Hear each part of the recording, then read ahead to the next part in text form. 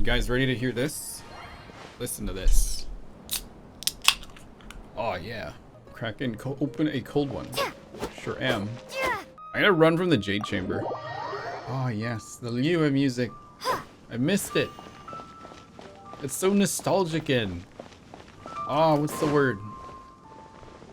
Just nice. It almost feels like home. Almost. Mondstadt's home though. But Liyue is second home. Alright, we're back. Liyue is home on the weekends, yes. Paimon votes we go say hi to Xiangling first. Okay. Let's go do that. Oh! Huh? Xiangling? What a pleasant surprise meeting you here! Oh? Why, the pleasure is all mine. As is the surprise, surely. It must be fate that brings us together in this place. How have you fared as of late? Things have been going alright. As I also look at Zhongli with this kind of energy. Oh, wait, no, wrong one. This one. No. Setbacks are inevitable over the course of a long journey. If you wish to share what's troubling you, allow me to lend my ear. There is no need to shoulder all burdens by yourself. Thank you, Zhongli. You are too kind. So, Xiangling, are you here to listen to stories over tea again? I had originally planned to set out after this last round of tea. However,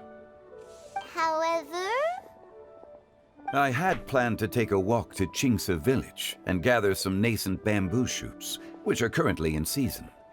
A villager there once gave me a small sample, and they possessed a most excellent flavor. Huh? Nascent bamboo shoots? Why can't you just use normal bamboo shoots instead? Wait, Paimon knows! Because Zhongli prefers the finer things in life, right? Okay, Mr. Particular, let me guess. Ahem. The nascent bamboo shoot has a uniquely tender texture and a delicate sweet taste that its normal cousin cannot match. An astute observation, Paimon. You know me well indeed. Lantern Rite is almost upon us, but besides the bamboo shoots, there are a few other items I have not yet procured from Director Hu's list.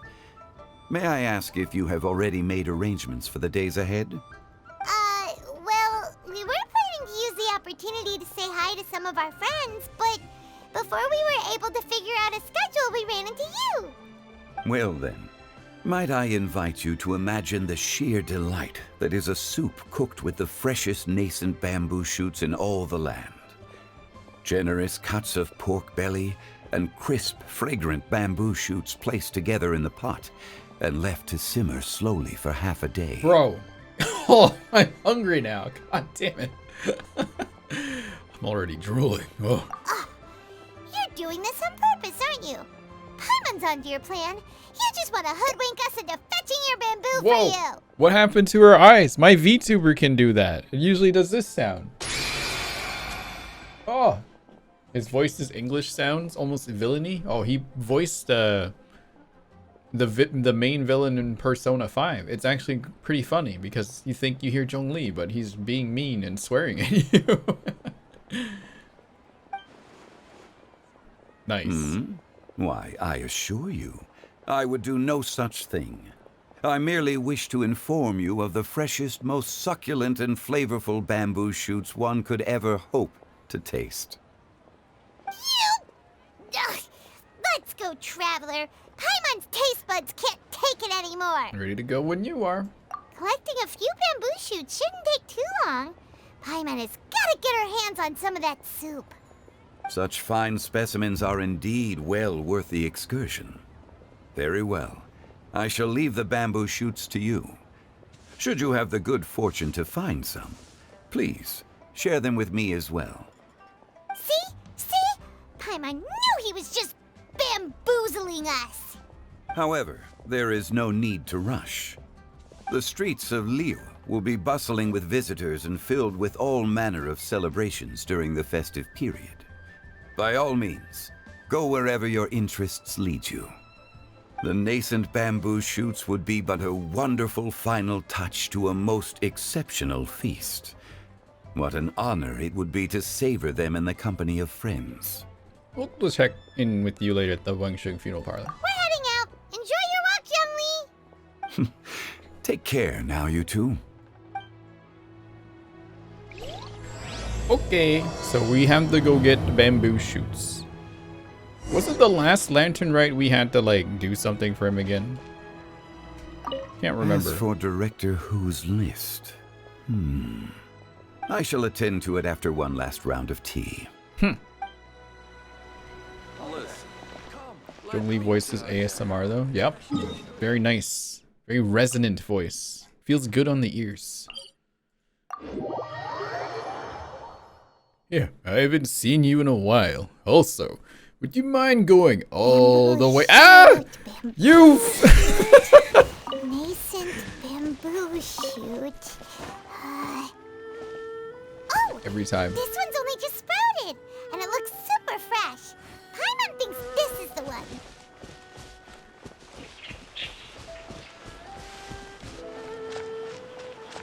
Every time the boar. Nascent bamboo shoot. It's one of them. Where's the other? Are there more around here? Ah, there it is. These should be enough. Let's head back. Help! Help! Oh, Did you hear that? Someone's calling for help. It's coming from over there. that's Yaoyao. A short and slender figure rescues a drowning man. Oh, no. Are you okay? Did any water go down the wrong pipe? Oh, wow. Fancy man. He's got a guitar. I think I'm okay now. Thank you so much. That was scary. Well, at least you're all right. All thanks to your savior here.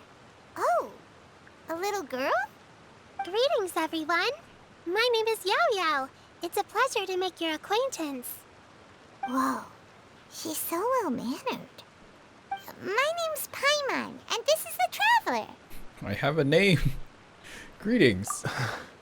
I'm Dvorak, a musician from Fontaine. Oh, Fontaine Man.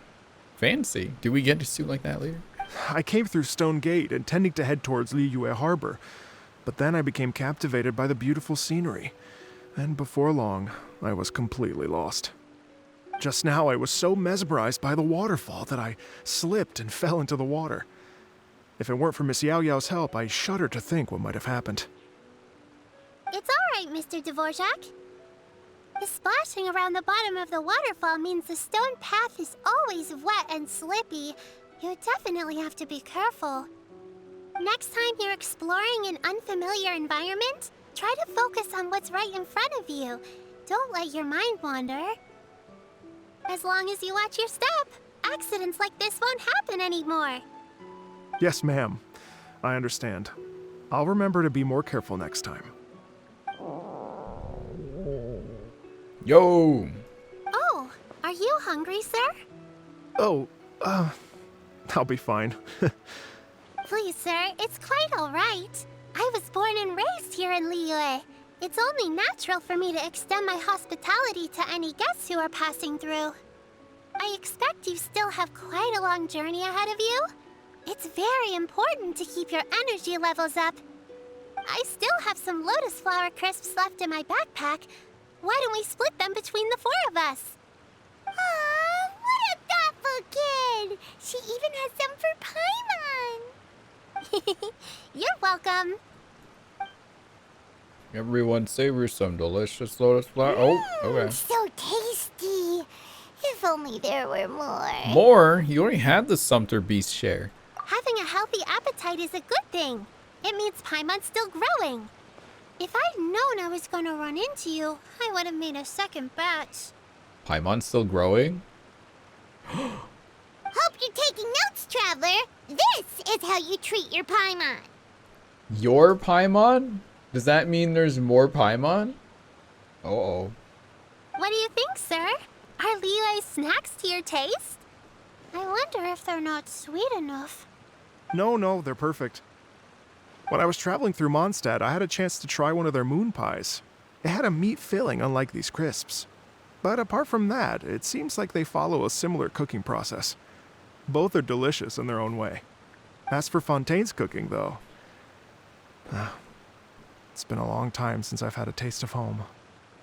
Sounds like you spend a lot of time on the road, huh? I do. It's part of my job. I'm one of the main organizers of the Iridescence Tour. Iridescence tour? That sounds somewhat familiar. The Iridescence Tour is one of the biggest music festivals in Fontaine.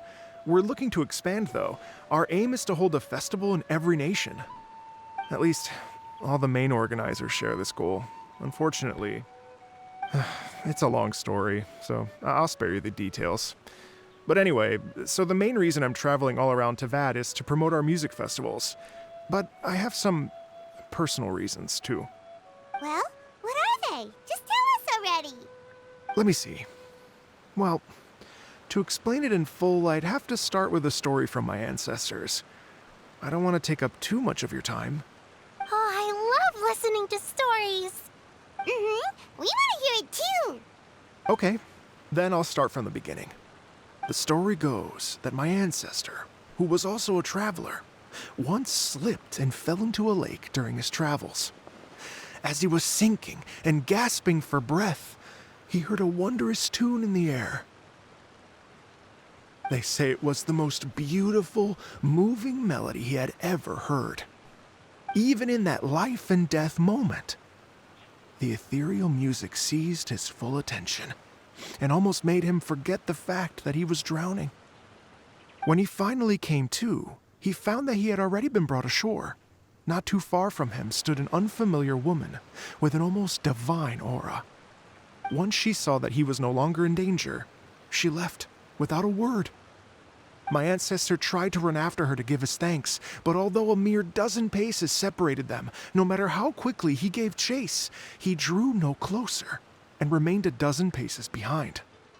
In the end, all he could do was to bow in thanks to the woman as he watched her walk away towards the rivers and mountains in the distance, before at last he turned around and made his way home. Once he returned to Fontaine, he began to learn an instrument so that he could spread his story far and wide, just like the bards. After generations of retelling, embellishing, and dramatizing, people have come to think of that lady as something like a fairy. The story's become something of a local legend in Fontaine. It's called The Lady Overlooking the Lake. People now say that if you go down to the lakeside and play an instrument, so long as you play a pleasing melody, you will hear a fairy lady who is hiding out of sight, playing along with you. Wow! It's a nice legend. Well, yes.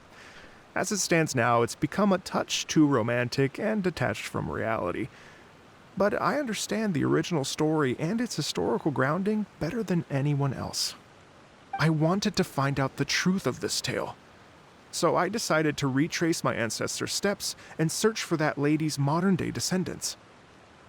Of course, there's no way of knowing where my ancestor fell into the lake all those years ago. So I always knew that the search would be akin to looking for a needle in a haystack. I've spent many years on the road now, and I'm nowhere near as fit as I was in my youth. The wish that I've spent half my life chasing after has now become something of an obsession. Can relate to that. Well, I haven't lived half of my life yet, but still, I understand how you must feel. Paimon too!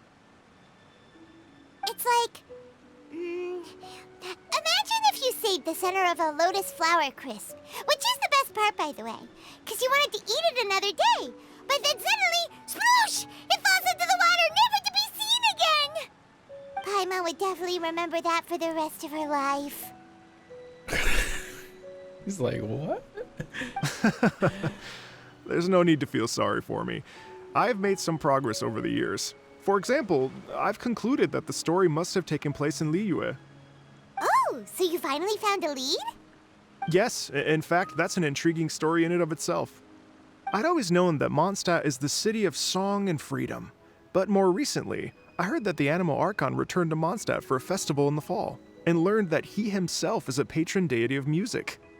So I prayed for the Animal Archon's guidance in the Mondstadt Cathedral, and as soon as I set foot back outside the front gate, I noticed a cluster of leaves being blown in the wind further and further west, towards Stone Gate. A friendly local told me that this meant the wind was guiding me in the direction of Liyue, so I followed their advice and made my way here. That settles it then. It was Liyue. Right? You get it. I knew I'd find someone that agrees with me eventually. Are you sure? It sounds a bit too much like one of those fake legends told by those treasure hoarder guys to scam gullible grannies from Qingce village. Rex Lapis has returned to the world. Just give me some incense and a little more towards the travel fees, and I will pass your gift on to the Lord of Geo and ask him to keep you and your family safe and well. And so on and so on. Wow. Don't worry, Yaoyao. We have a lot of experience with deciphering omens and stuff. And anyway, you only got scammed if you handed over Mora, right? Actually, to express my gratitude, I did spend rather a lot of Mora on several bottles of fine wine, which I left at the Statues of the Seven along the way. Oh dear. Well, how about this, ladies and gentlemen? Why don't I bring you all to Yujing Terrace to see Miss Ganyu? Ganyu. I don't know very many people, so I can't help you out much. But Miss Ganyu and the Qixing know just about everything. If you've been scammed, they'll help you get your Mora back. And if the wind was telling the truth, and you want to keep looking for that lady's family, they'll be the best people to ask. That sounds like a good idea. But you've already helped me so much. Well, I was gonna take some new medicinal herbs and plants I picked to Miss Ganyu anyway, so it's no trouble at all. You know what? It's been a minute since we saw Ganyu too. It should be nice to pay her a visit before Lantern Rite. Then let's get moving. All right. Well, my sincere thanks to you all. I will never forget your kindness. Okay, everyone. Please follow me. I'll be your guide. Remember to watch where you're going, okay? Uh-oh. Paimon's out of a job. Oh well. Paimon will just be a cheerleader instead. Fire Paimon. Lay her off. No benefits. Alright. That puts Yaoyao in the team now. Yaoyao. I'll lead the way. I had a friend back in the day, guys. His name was Yao. But whenever we said Yao, we would always be like, Yao! So every time we see Yao, it's always gonna be Yao! Yao, every time now. It's a hard habit to break. I can't. It's too hard to stop doing that. Thoughts on Yaoyao so far? Amazing. One of the best 4 stars in this game so far. Mechanically. We ran a main DPS Yaoyao comp a couple nights ago or so. And we had her as main DPS Virgin with Xingqiu, Bennett, and Nahida. It was amazing. It worked really good. Man, we walked all the way back here? Sheesh. Please declare your commercial goods. Was the most optimal build? I have no idea. Liyue Harbor looks very different from when I came last. It's almost as if I'm listening to the same melody, but with a richer timbre and new variations added. Well, we are here during Lantern Rite after all. It only comes once a year, so they always have a big celebration. It's fair to say that this time of year is when Liyue Harbor looks the prettiest. Great. Let's go and check it out. I can't wait to get into the city and see it all up close for myself. The streets are breathtaking. Smiles and laughter everywhere I look. It's contagious. I can almost feel the music in the air. I have the urge to start waving my conductor's baton. I'm glad that you're enjoying the city. Is he following? Come on, Dvorak.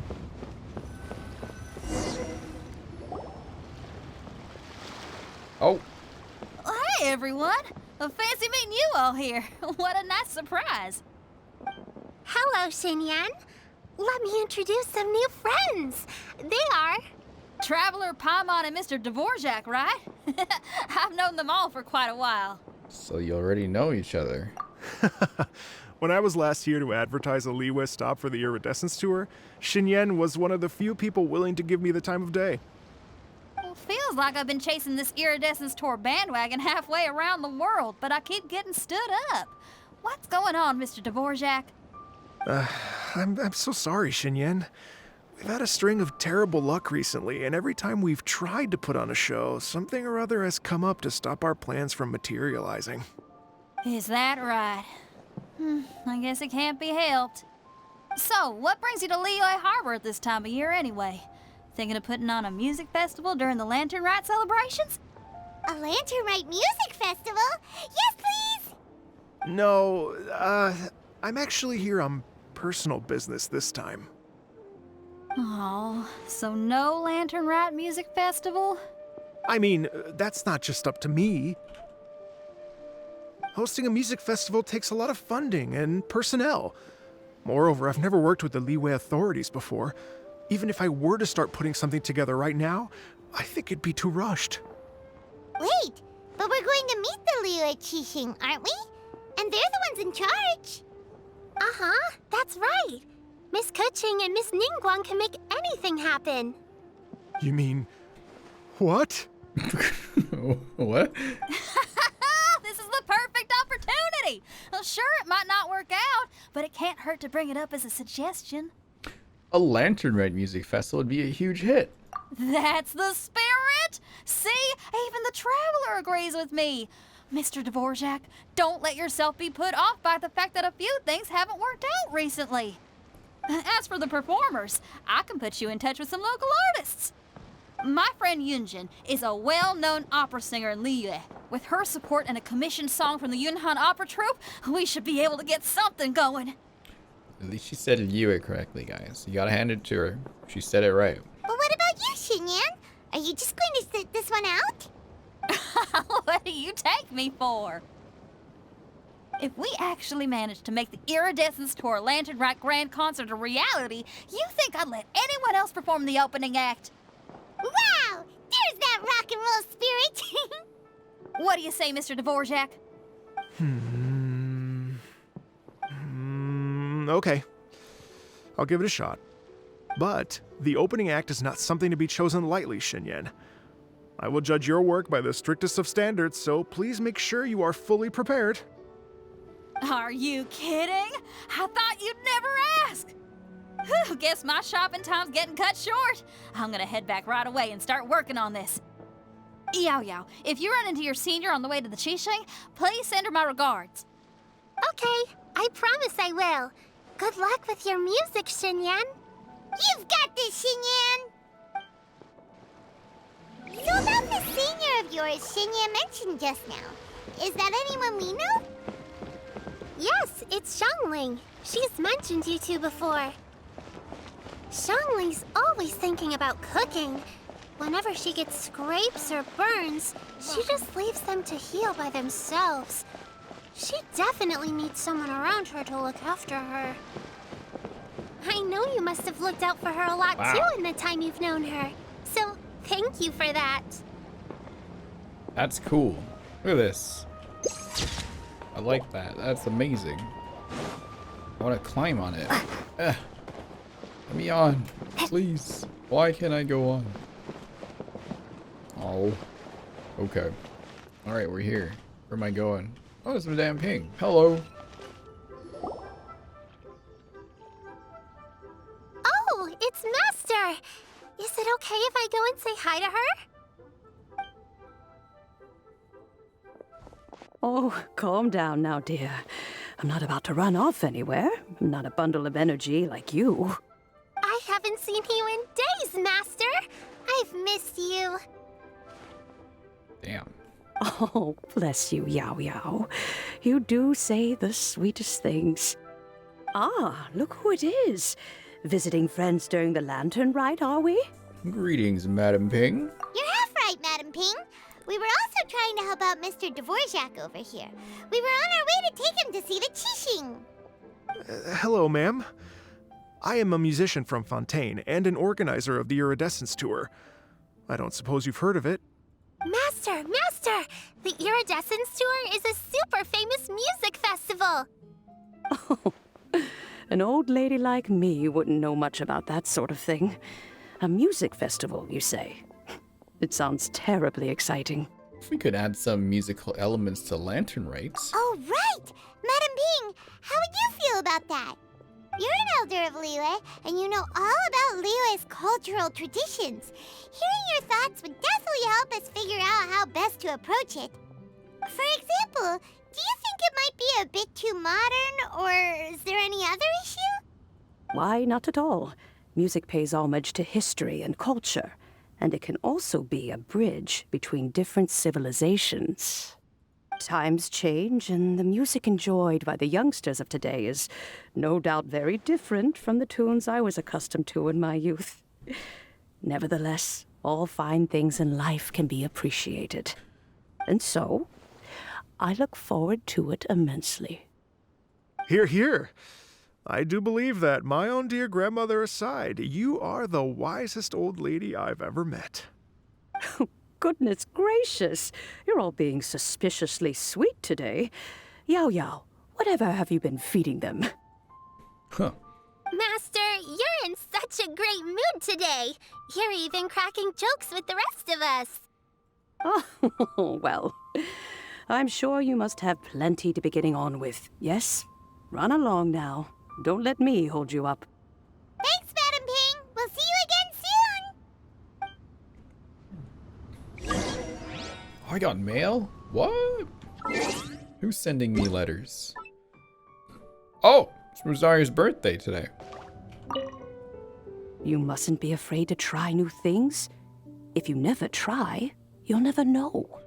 With your contribution, I'm sure this year's Lantern Rite will be a most spectacular one. Trying new things, huh?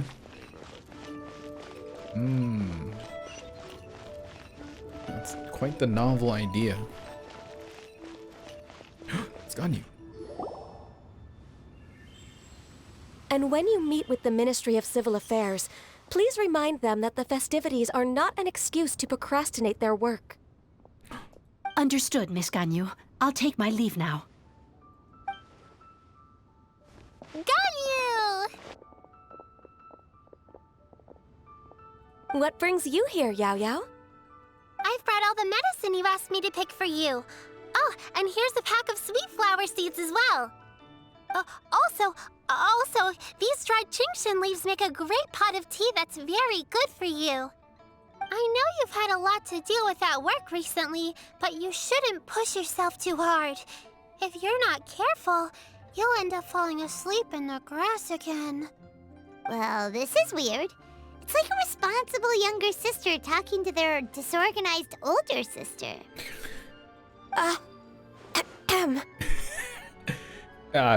Don't listen to Paimon. Thank you, but Paimon's criticism is quite valid. I do have a tendency to neglect matters outside of work, and that's something I should improve on. Oh, my apologies. I don't believe we've been introduced. Paimon will do the honors. Paimon tells Ganyu all about Mr. Dvorak. Is that how you say it? Oh god, it wouldn't be too fast. What's wrong? Did Paimon go over everything a bit too fast? It's definitely an ambitious plan. If there's anything you didn't quite catch, Paimon's more than happy to go over it again. God, Ganyu looks so tired. It may be a little difficult to make this happen. Oh? Little difficult means not difficult. Well, the Lantern Rite is the most important festival of the year. Our celebrations must not only be visually spectacular, but also appeal to the tastes of Liyue citizens from all walks of life. The Iridescence Tour is relatively unknown in Liyue. It's difficult to predict how a brand new show will be received. It would be quite risky for us to bet everything on this one music festival. All very valid points. I completely understand.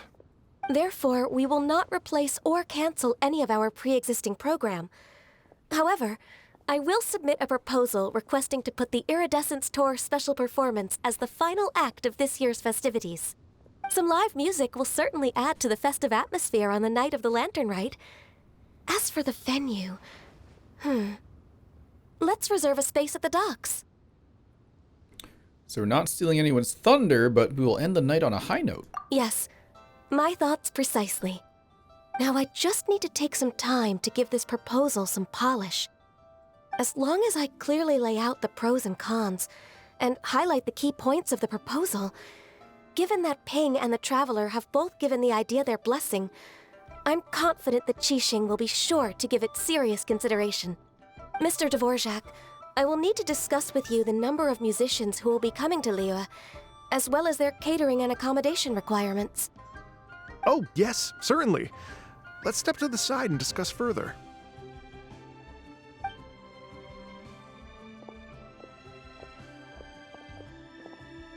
Oh, there they go. As soon as there's work to do, Ganyu's as diligent as ever. I couldn't agree more. Master once said that everyone has things that they are good at and things that they are less good at. So, with that in mind, Ganyu shouldn't feel compelled to become perfect at absolutely everything. I'm good at taking care of people, so that can be left to me. Wow. Hey, Yaoyao, can you take care of Paimon too? Paimon's getting hungry again. Paimon, you're trying to freeload again. I'm afraid my backpack's empty now, but if you let me know what you like, I can bring you some of your favorite dishes next time we meet. Apart from lotus flower crisps, what else do you like? Whew. Anything sweet, and anything that's made from slimes. What? Slimes? Really? Here's what I've drafted so far. Anything else you want to add? No, this is excellent. I'm racking my brains, but I don't think you've missed a single thing. Perfect.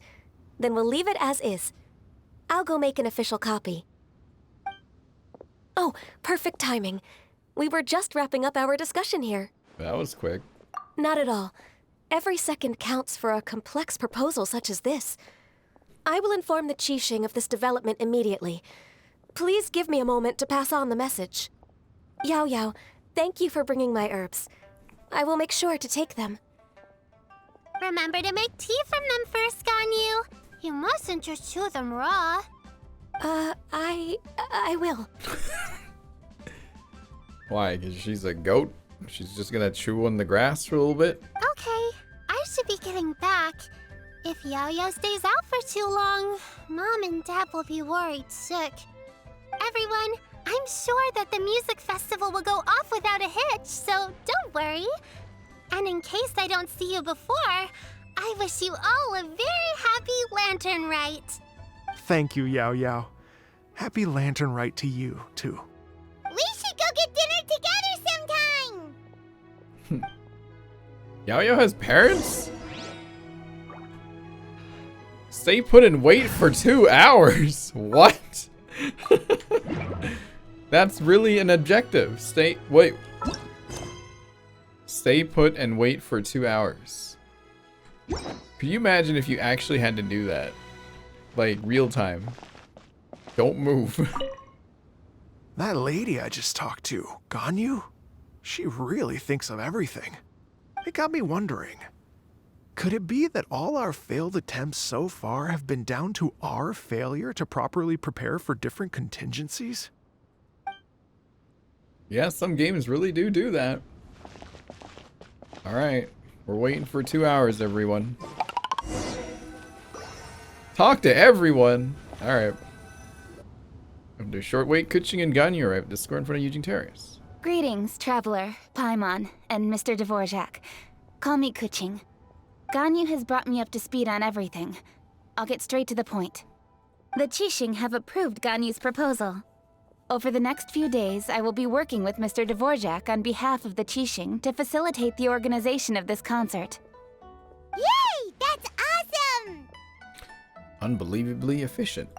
Please, The Qixing have a duty to deal with matters such as these. We have merely moved things forward to the next step. On a more personal note, I am an avid supporter of all things new and innovative.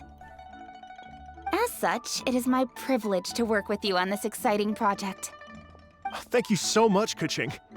I'd become quite discouraged after our recent failures and was expecting the same outcome once again, so I didn't dare to get my hopes up. Never in my wildest dreams could I have imagined this going so smoothly. It's like a dream come true.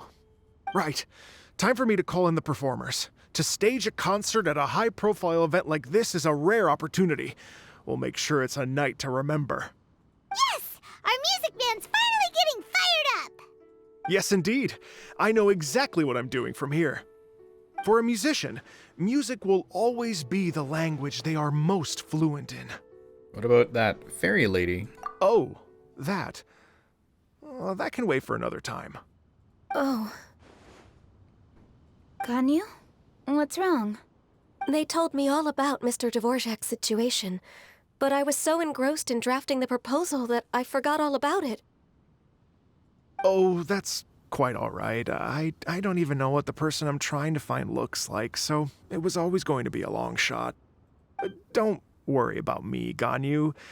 Your time and energy are needed elsewhere. I'm sure you already have plenty to deal with between this concert and everything else going on during the Lantern Rite. Thanks. It was just that I had a few initial thoughts when I heard your story. For instance, I wonder if this lady your ancestor met might have been an Adeptus. What do you think?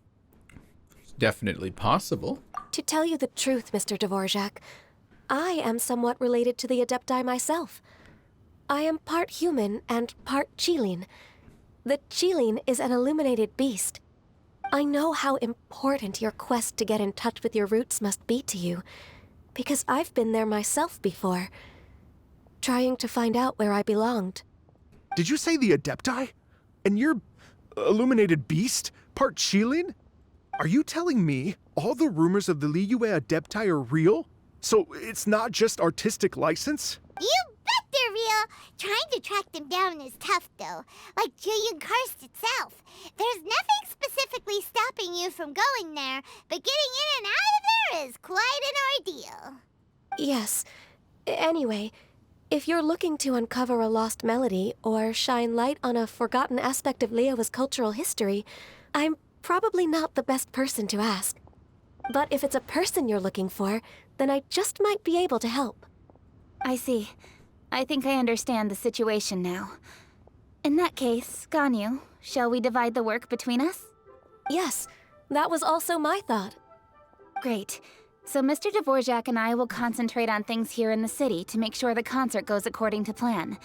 In the meantime, Ganyu will reach out to our network and try to find the person he's looking for. How's your workload at the moment? Will you be able to make time?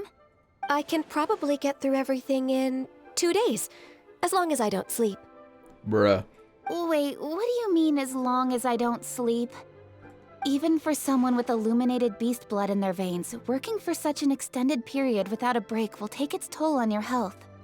Somehow that does not sound persuasive coming from Qiqi. Be it but 3 moons from the start, he who returns is not he that departs.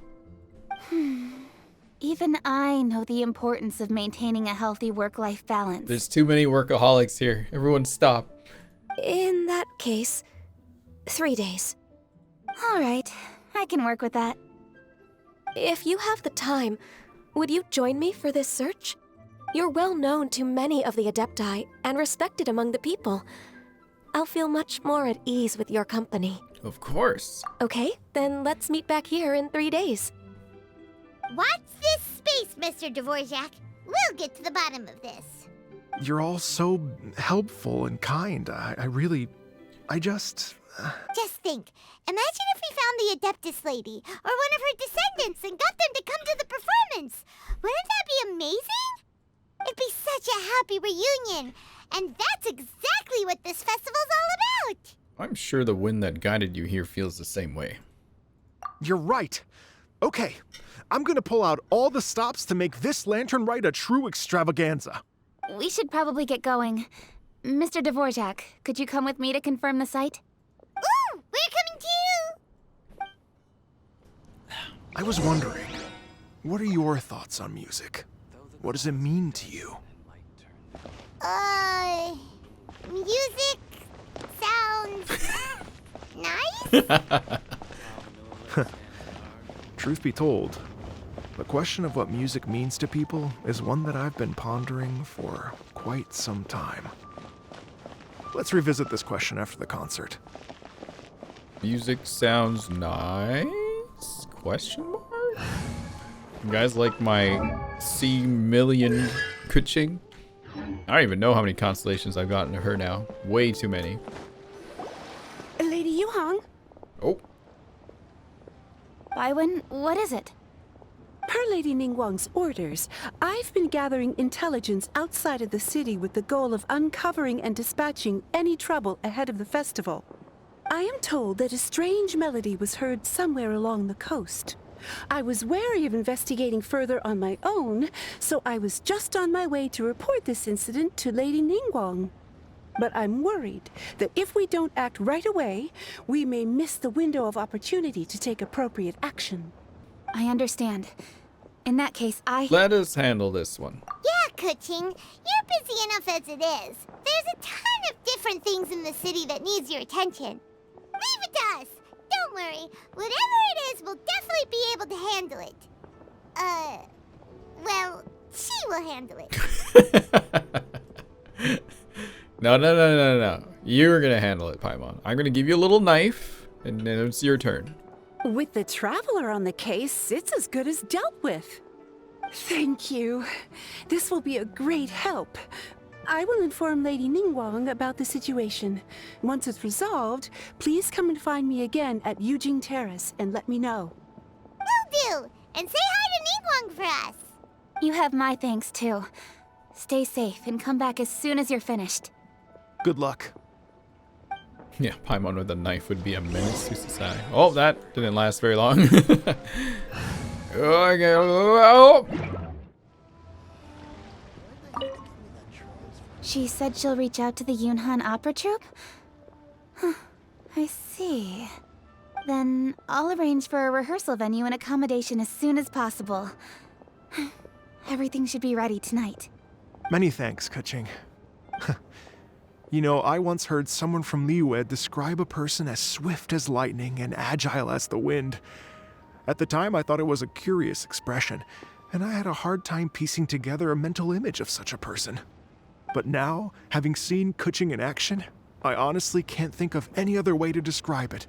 It's such a vivid and expressive phrase, a testament to the richness of Liyue's culture. You're too kind, Mr. Dvorak. Okay.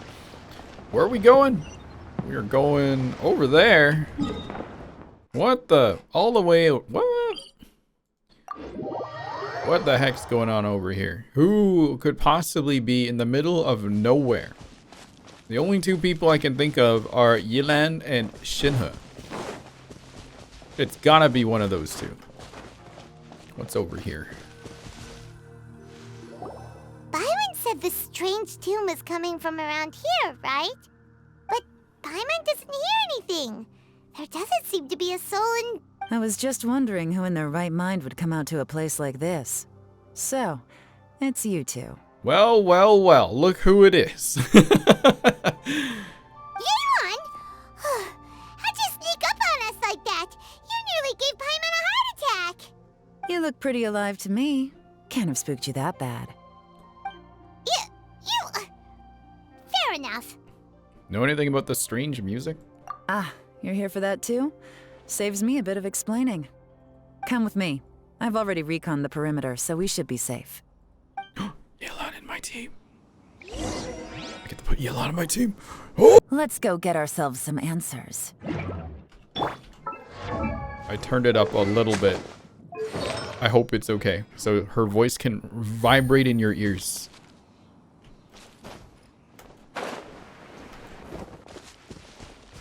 Investigate clues. The doors and the windows are all fine, so there definitely wasn't a break-in. frig is up with these emotes? Yeah. The stuff by the door is in pretty good condition, though. It can't have been too long ago that someone was last living here.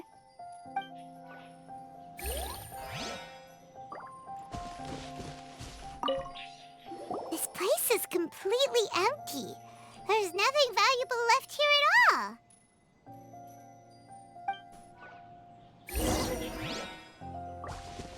Talk to Yellow.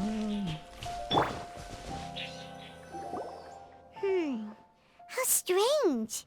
It looks like it's been looted, except for the fact that there's no sign of a struggle.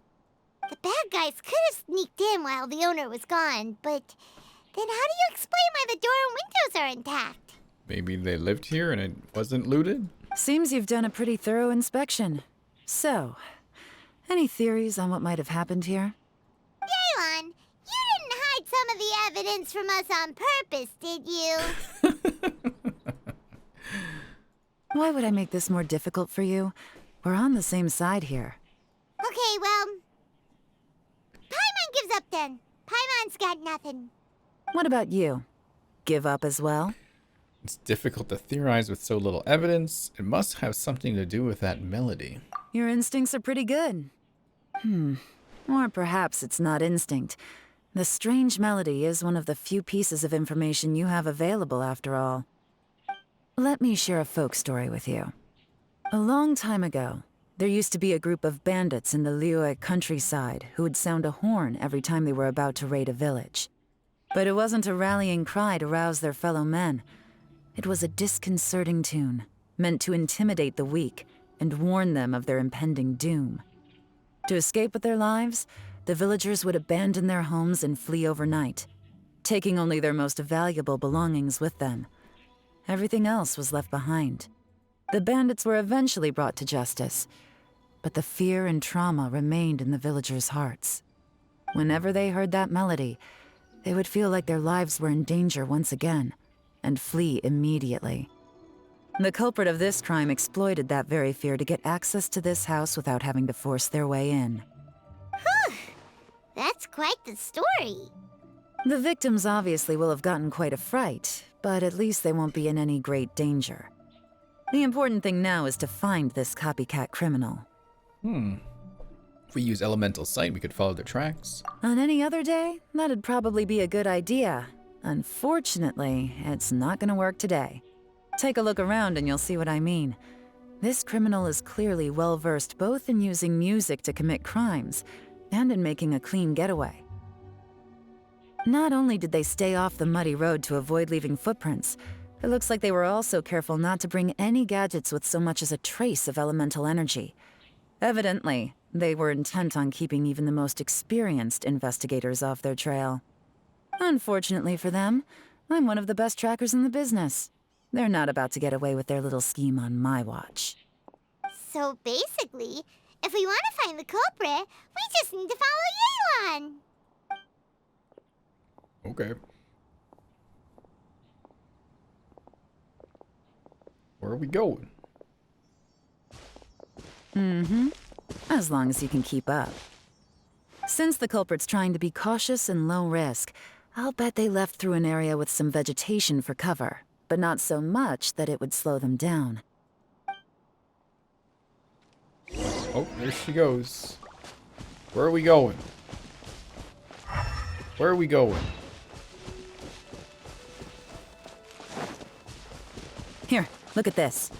What are we looking at? These tracks are superficial, but they definitely didn't occur naturally. Something heavy was being dragged this way, meaning we're headed in the right direction. Okay.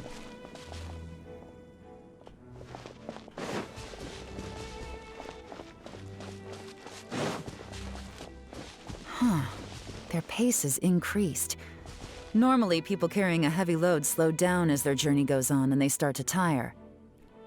Whatever's motivating them to speed up must be psychological. For instance, reaching the home stretch. Ah! Wait for me, I'm tired.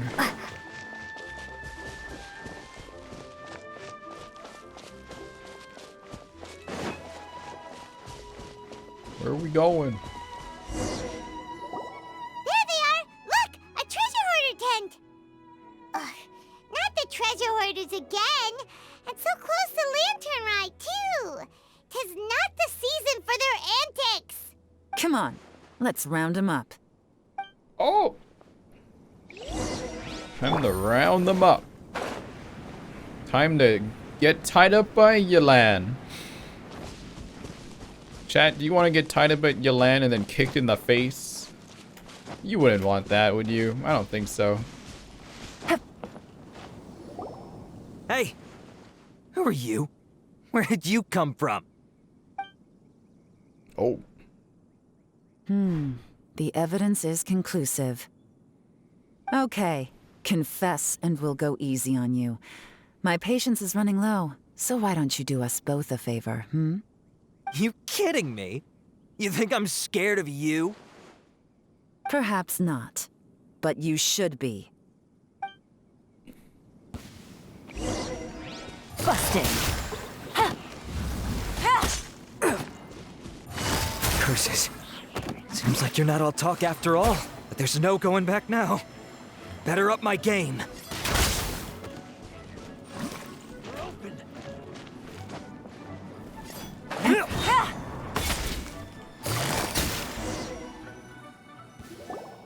Mercy! Have mercy! Oh, it's a little late for that. I've come this far, I might as well finish the job. Uh-oh.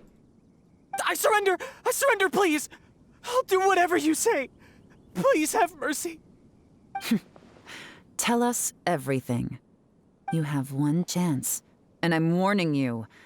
Don't make me ask twice. Chat, don't ask twice. Or bad things will happen. I won't, I swear. So Lantern Rite's nearly here, and like a lot of people, I wanted to buy a few nice things. I know I'm with the treasure hoarders and everything, but I don't really have any kind of experience with robbing people and whatnot. So I don't have the guts to break into somebody's house. Wow, you're really going to complain to us about that? No, not at all. I'm just telling it how it is. Okay, continue. I racked my brains trying to think of what I could do, and eventually I remembered something from back when I was a kid. The bandits would blow their horn, and my grandma would grab us kids and run. I remember the tune, so I figured I'd try it for myself. I mean, just to see what would happen. At first, anyway, I seriously didn't expect that family to pack up and leave. But they did, and they just left all their stuff right there for the taking. It was too easy, I couldn't resist. It was completely wrong of me, I know that now. I'll return everything that I took. It's all still in perfect condition, and it'll be like it was never gone. Please, give me a chance, huh? Let me make it right. Give you a chance, huh? Sounds to me like you'd rather strike some kind of a deal than spend Lantern Rite behind bars. Yes? Yes? You know how to bargain, I'll give you that. It's just a pity that you didn't confess at the first opportunity. You'll have to take a walk with me. Once we've returned the goods, we'll find the owner of the house, and you can apologize to them in person. After that, I'll escort you to the Ministry of Civil Affairs. Yes, ma'am! You know, as a former victim of this kind of crime yourself, I doubt anyone understands the fear you inflicted quite as well as you do. Does your greed matter more to you than your fear? More to the point, if you can play a tune from memory, don't you think you should be capable of making an honest living? You mean... That's enough hints for you. You'll have plenty of time to reflect on all of this yourself. There's not much left to wrap up, so I'll take it from here. Guess this is where I'll say goodbye. Sure. What is it? Is there something else?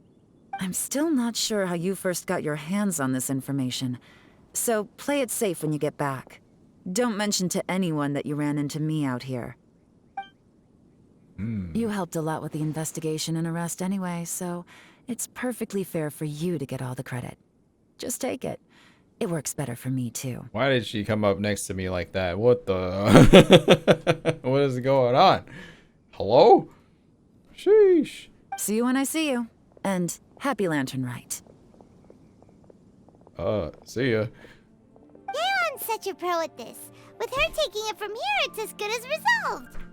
Whoosh! Random event, a strange melody, complete. Although, it's kind of a shame that we never got that treasure hoarder guy to play the melody again. I'm quite curious myself. Right? How could anyone not be? When we were chatting with Mr. Dvorak, music seemed like such a positive thing. And most music is, right? It can help us relax, feel all warm and fuzzy, recall happy memories, or even just think happy thoughts. Paimon never imagined that music could be used to commit crimes. It comes down to the ill will of the user. Their bad deeds influence the emotions associated with the music. Oh, really? Huh. Makes sense. Paimon's musical understanding improves again! Well, anyway, now that everything's resolved, let's get back to Liyue Harbor. Paimon's still waiting for us with our random event rewards. What? That felt a little fourth wall breaking. Oh. Well, that's enough. Yelan. Chat, there was a time when I did bark for Yelan. I screamed and I woofed. I stared at her back a lot. There was a time like that at one point. Ah ha ha ha. Not anymore. Nope, not anymore. I am pure and clean. I've seen the light. I am a very good child of God. I was there. How about Shinobu? We don't talk about Shinobu right now. Byron, we're back! Everything's all sorted! That's great news. Oh, please wait here a moment if you would be so kind. Lady Ningguang instructed me to advise her upon your return. Byron hurries off. Whoa! What the? My greetings to both of you. Long time no see. You can't just start. Oh my. Wow. What an entrance. Just straight up feet. Okay. Hello. No need to be so formal with us, Ningguang. We've known each other for a long time now. You must be super busy with all the preparations for Lantern Rite. Don't mind us. On the contrary, I think it is those that I have known longest to whom I should extend the greatest courtesies. Alas, on a different day, I would invite both of you inside for some tea and a brief respite from your travels. But you're quite right. Trivial matters aside, there's no escaping the fact that we have a grand concert to organize. Once the performance itself is over, we'll then need to invite the representatives of the Iridescence Tour for a discussion on future collaboration opportunities. The financing arrangements alone could well entail many rounds of discussion. Simply put, there will always be work to do. Whoa, you're already thinking that far ahead? Well, we can discuss more current affairs if you'd prefer. I trust you saw this year's Mingxiao lantern at the docks when you arrived at the city? Yeah, it looked like a goose. Which Adeptus is it modeled on this time? Sea Gazer. I believe you're familiar with the name. Legend holds that he was free-spirited and easygoing. People described him as a cheerful soul and a loyal friend. It's been too long, I can't seem to recall. On this marvelous Lantern Rite, we pray that the fallen heroes may be guided home. If the sound of music can flow like the rivers and streams into every corner of the land, perhaps the souls of those who have gone before us will hear the song of a new era. I wonder whether the melodies will be to their liking. Oh, they're gonna love them. Paimon's sure of it. At least, if the guy you mentioned is anything to go by, the Adepti and heroes of the past sound like a positive and free-spirited, cheerful bunch. They're sure to be open to new music. Well, let's hope so. I heard that you'll be going on a search with Ganyu to find the descendants of a fairy lady from a Fontaine legend. I'm sure this quest to uncover the truth behind an ancient story will turn into a most charming tale. Do share it with me, won't you? I couldn't bear to miss out. Absolutely. Whoa! That was it? Oh, the actual Lantern Rite just opened up. Radiant Sparks, Paper Theater, Vigilance at Sea. Behind the scenes. Hey, that's Beidou. That's, yeah, oh my gosh. These silhouettes. Holy Jesus Christ. Whew. God. Sheesh. Okay. Oh my God. Damn. Oh God. Oh. Wow. That's nice. Wow. Oh, it's Qiqi. Look at that. Hello, Qiqi. Let's just start from left to right. Oh my God, there's so many. What do I have to do to advance the story? Or can I just go to this one right now? Single harmony for an irreplaceable soul? Wait until the appointed time, 8 to 10 days later. Okay. I can do that. Looks like it's about time for us to meet up with Ganyu. Let's head to Yujing Terrace.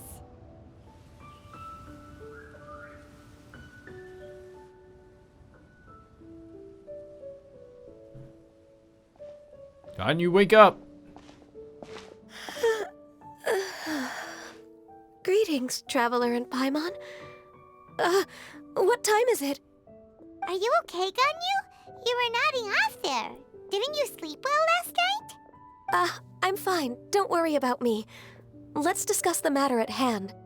Since last time, I've been thinking a lot about the story Paimon told me. In essence, someone rescued a drowning man and performed some music. If that were all there was to it, it could have been many people, human or Adeptus. But the tune was allegedly so wonderful that the drowning man forgot about everything else, even his own impending death, and only came to his senses after being brought to shore. Damn, that's been some good music. Perhaps there was an adeptal power at work in that music that he, as a mortal, could not perceive. Or perhaps he sensed a power surrounding him but lacked the words to describe it, not knowing where it came from. Either way, if this part of the story is true, then the rescuer has to have been an Adeptus. You really think so? But this story is all the way from Fontaine. Isn't this a bit of a long shot?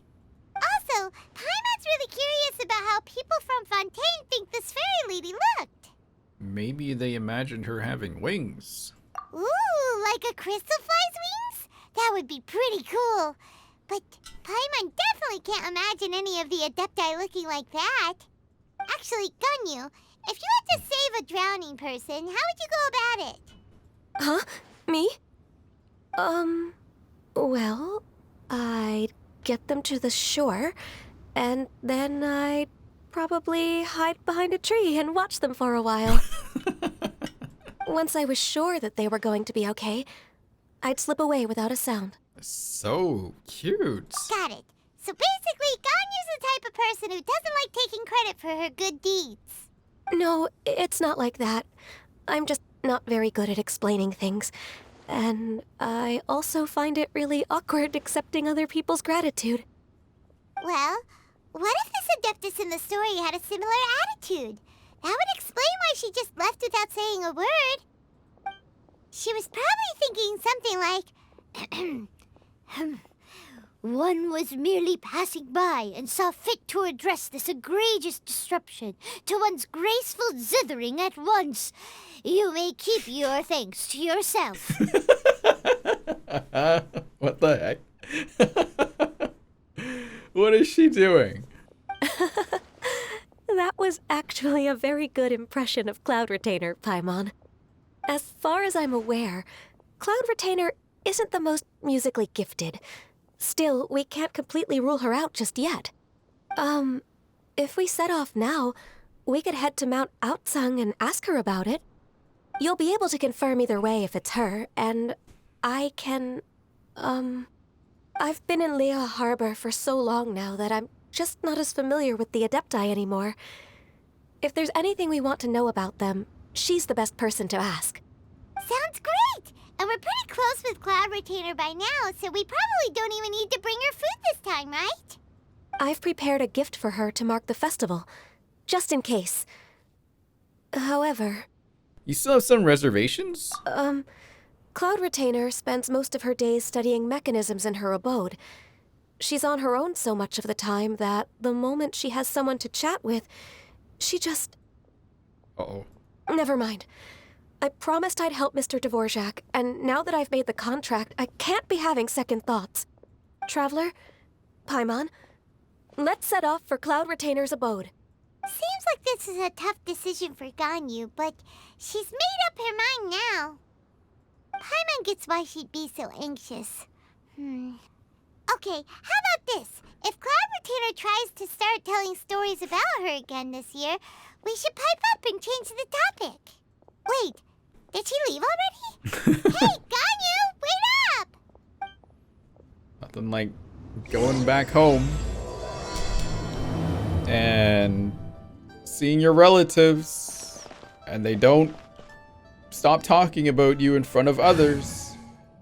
It's like they want to show you off and embarrass you all at the same time. Time to begin work? Anyone ever been like that? Yay. My mom did that to me. Too much. Way too much. Yeah? Yeah? You guys relate? My mom be like, she would always bring up how, like, I used to be a really smart kid, and this one time that I got a math award in like grade 4 and I was like the top of the class and whatever, and then very quickly in the same breath bring up some embarrassing story. And it's just like, why did you do that? Why? Why? Every mom. Hashtag mom. Alright, Ganyu, we got your back. Don't worry. We will change the topic. Paimon's so tired from trying to keep up. Don't either of you need to take any breaks? I can't believe it. Cloud Retainer is not here. Huh? Did we miss her? She doesn't like to travel, so in the past, it's always been the other Adepti who come to visit her during the festivals. Could she be busy with something else right now? True. Now that I think about it, Cloud Retainer would be quite capable of taking care of anything on her own. There's no need to worry about her. Since she's not here, I guess the next step is to check all the other Adepti abodes, one by one. Uh-oh. Will it involve a lot more traveling? Got it! Paimon has a great idea! Please go on, Paimon. Our goal here is to find the Adeptus that helped Dvorak's ancestor, right? We can't hear any music right now, but if she's really as nice as the story suggests, she'd definitely come to help anyone who was drowning, right? So because Paimon is lazy, let's go drown someone and hopefully an Adeptus shows up. Yes, I think that's fair to say. So, all we have to do is get the Traveler to pretend to fall into the water, and the Adeptus will come to the rescue! If you're so sure, why don't you try? You know perfectly well that Paimon can't swim! Paimon would sink like a rock! Ugh, I guess I can give it a try. Just trust Paimon! The water's pretty deep over there! Quick, swim to the very center!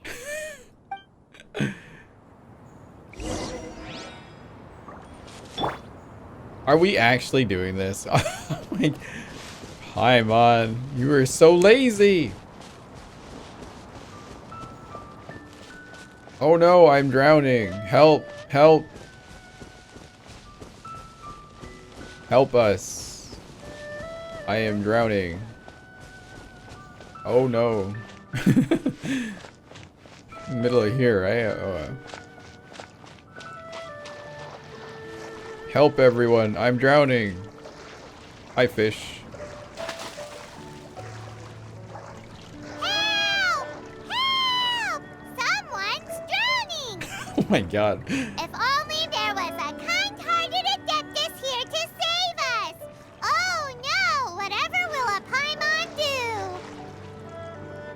Paimon betrayal. Someone carries you ashore What is so going quickly on? they don't catch who it is.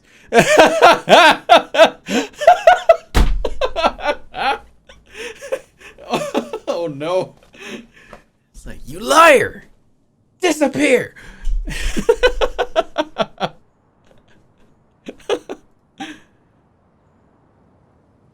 Oh, Shenhe's here too. How do you feel right now? Shenhe! And the Conqueror of Demons. Why are these two hanging out? Why don't you say something? Please don't make Paimon explain it. Make Paimon explain it. It was your idea. Uh-oh. Okay, fine. Paimon will explain. We're looking for an Adeptus who's good at being a lifeguard and playing music. But if the Adepti aren't gonna stay home, then how are we supposed to find them? It wasn't me. Yeah, so this Adeptus is most likely a woman. And I am not an Adeptus, as you both already know, Traveler and Paimon. Okay, so this is Paimon's fault. No way Paimon would have suggested this idea if she'd known how awkward this was gonna be. I'm fine. Sorry for troubling you both. Glad you're okay. You're leaving already? As far as I know, the one you seek is no Yaksha. And one last thing. Your actions here caused others a great deal of worry. Do not repeat them again in the future. As ever, the Conqueror of Demons comes and goes, just like the wind. Right. I didn't dare to say a word just now. How's your training going, Shenhe? Have you made any plans for Lantern Rite? We could spend it together in Liyue Harbor if you'd like. I had planned to spend the festival with Master this year. However... Oh, speaking of Cloud Retainer, when did you see her last? Earlier this morning. She set off for Mount Hulao at dawn. I noticed she was using an Adeptus art of some kind to protect a mechanism that looked like a boiler. Maybe it was a gift for Mountain Shaper. I did not inquire. So we just missed her. Please excuse me for a moment. I think I'll leave the gift in her abode. Sure. Thank you. It sounds like Ganyu and Shenhe have gotten a lot closer recently. Yes. During the summer and winter, I continue to train with Master. In the other months of the year, I have been learning to adapt to human life in Liyue Harbor. Ganyu arranged accommodations for me in the city, and also recommended several work positions for me. But when I try to blend in by referring to her as Miss Ganyu or Lady Ganyu, like the others, she says I mustn't address her like that. Sometimes I'm supposed to copy other people. Sometimes I'm not. It's a little difficult to keep track of everything. Ganyu gets embarrassed when people call her Lady Ganyu. Oh, is that what it is? Noted. So, you came looking for Master today because you wanted to ask her about the Mystery Adeptus. Is that right? Yep. Oh, speaking of that, have you ever heard any music while out training in the mountains? Music? What is that? It's... a kind of a happy or relaxing sound. Or, a nerve-wracking sound. Or even a terrifying one. Okay, I'm done. I also left her a note so that she knows where to find us. We won't miss her again. Yay! That's really helpful. Thanks! We were just talking about this thing called music, and based on Paimon's description, I do believe I hear it every day. Please follow me. Oh, really? Great, let's go! Oh, Shenhe in my team? What? Really? Understood. She's here. I really don't have to do this, but it just feels weird when no one's wearing anything. Wait, where the heck is that? Oh, that's a spot that I don't normally have to go to. Whoa.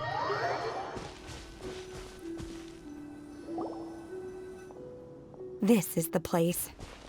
I enjoy training here to the sound of music. What?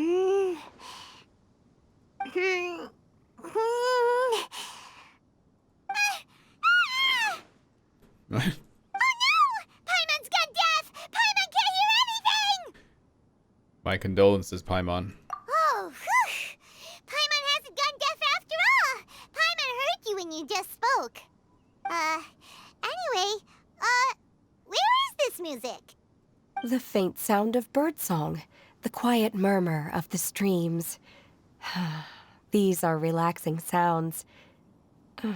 Are they not the music of which you speak? Oh, Paimon wasn't quite done with the description. Okay, fine. It's all Paimon's fault. What we're looking for are not the sounds of nature, but melodies played on special instruments. Oh. And a melody is? Go on, Paimon, sing us a nursery rhyme. Hey! Don't you patronize Paimon! Let's get one thing straight. Paimon knows plenty of nursery rhymes, but Paimon does not sing on demand without payment. That's fair, I agree. Hey! Why don't you just sing that one melody Shen has heard before? It'll probably help her to understand what we're talking about. Alright, fingers crossed this won't attract any whopper flowers. Me actually singing. Oh, was that from the opera that Yun Jin sang? I didn't know she would keep going, I'm sorry. I didn't know it would stop! Can we go back and listen to it in like a log somewhere?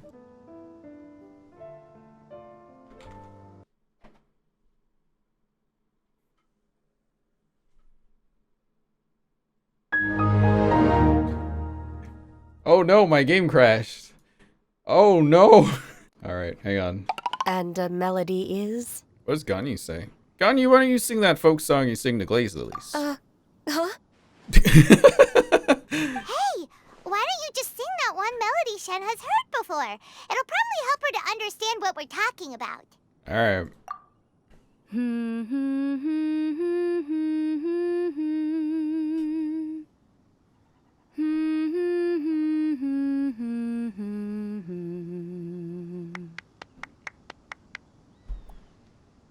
That was it? I thought there was more. You made me restart the game for that.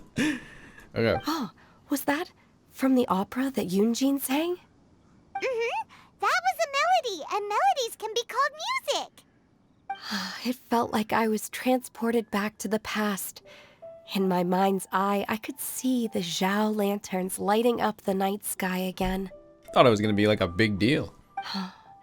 We're all there, raising our glasses and drinking to our heart's content on the Jade Chamber. As I watched Yun Jin's performance, I felt a warm sensation in my heart. And as the drink reached my stomach, it went from warm to hot. When you hummed that melody just now, feelings from a whole year ago came right back to me, as strong as they were on that day. So that's the power of music. Wow, Shenhe. That was so deep! Music definitely has the power to bring up memories. It's like a time capsule with all the special moments from our lives squished inside. What about you, Ganyu? Are there any melodies that have left a deep impression on you? I don't remember if my parents ever sang any lullabies to me. I know some local folk songs. And a few other things come to mind, too. The songs of the sailors down at the docks. The little ditties that the vendors call out in front of their beloved shops. The tunes of folk artists performing on the streets. All the sounds of Liyue Harbor. Yes, that's right. In the past, whenever I heard the sound of those tunes, I always felt that they were worlds apart from me. Nenny and Liyue probably view me as a non-human. And they are right, in the sense that I never could connect with humans' artistic expression and their sentiments. So I haven't been able to integrate into their community and be a part of their lives. At least, that's the view I held in the past. Only more recently did I start to realize that the only barriers are ones that I have erected with my imagination. The way those melodies make me feel isn't all that different from other people after all. They're about mundane details of everyday existence. Life's ups and downs, joys and sorrows. Even though we come from different backgrounds and have different stories to tell, when it comes down to the most common things that we see and experience around us each day in the city, in that sense, we're all the same. You go, Ganyu! You're really making progress. You have loads of friends in Liyue Harbor when you think about it. Like, okay, maybe some are more like coworkers and bosses, but at the very least, Kuching and Shenhe are your friends now, right? Yes, I am. Technically speaking, we should refer to each other by the conventional forms of address used among fellow disciples. But now that I know what constitutes a friendship, I do believe we are more friends than co-disciples. Thank you, everyone. Once the days are warmer, I would like to host you at my home in the city. Please invite Kuching as well. I've planted many types of flowers. I'm sure some of them will be to your taste. You are too kind. I couldn't possibly. I can only think of like a goat kind of just doing like that goat kind of like munching on grass and like motion that they do, where it's just kind of like a rotating jaw. Nonsense. You are my friend. I have cultivated and cared for the flowers just as you taught me. Once you've seen them for yourself, I am sure you can advise me how to do an even better job next time. I will save some for decoration. We can feast on the rest. Then, thank you in advance. Wait, what is that saying again? If you insist? Do people say that? I'm not completely sure either. It doesn't matter, okay? You got the point across. No need to split hairs. Paimon's more concerned about your idea of a girls' night out. Eating flowers? Really? Does this have anything to do with you both being the disciples of that illuminated bird? I doubt Kuching would be munching on any flowers here. Who dares refer to one not by one's Adeptus title, but merely as that illuminated bird? Oh no! The illuminated bird! Master. Hello. Our greetings, Cloud Retainer. Ah! There it is! The illuminated bird has landed! Double humph. Double? Now she has the gall to use it rather than she.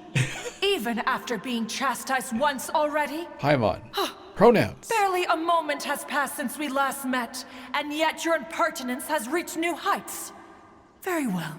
If you refuse to learn your lesson, one shall scold you no further. Double humph. Damn, you got double humph. Sheesh. One has received your message from Ganyu. On the matter of the Adeptus you seek, one suspects to know their identity. Well, shall one lead the way? Yes, please, Cloud Retainer. I still have to complete my training for today, so I will bid farewell to everyone here. Very well. Await my arrival at one's abode later this night. On this special occasion, you should indulge yourself with some savory dishes. Happy Lantern Rite, Shenhe. If you want to release a Xiao lantern, come and find us anytime. Thank you, everyone. Happy Lantern Rite to you too.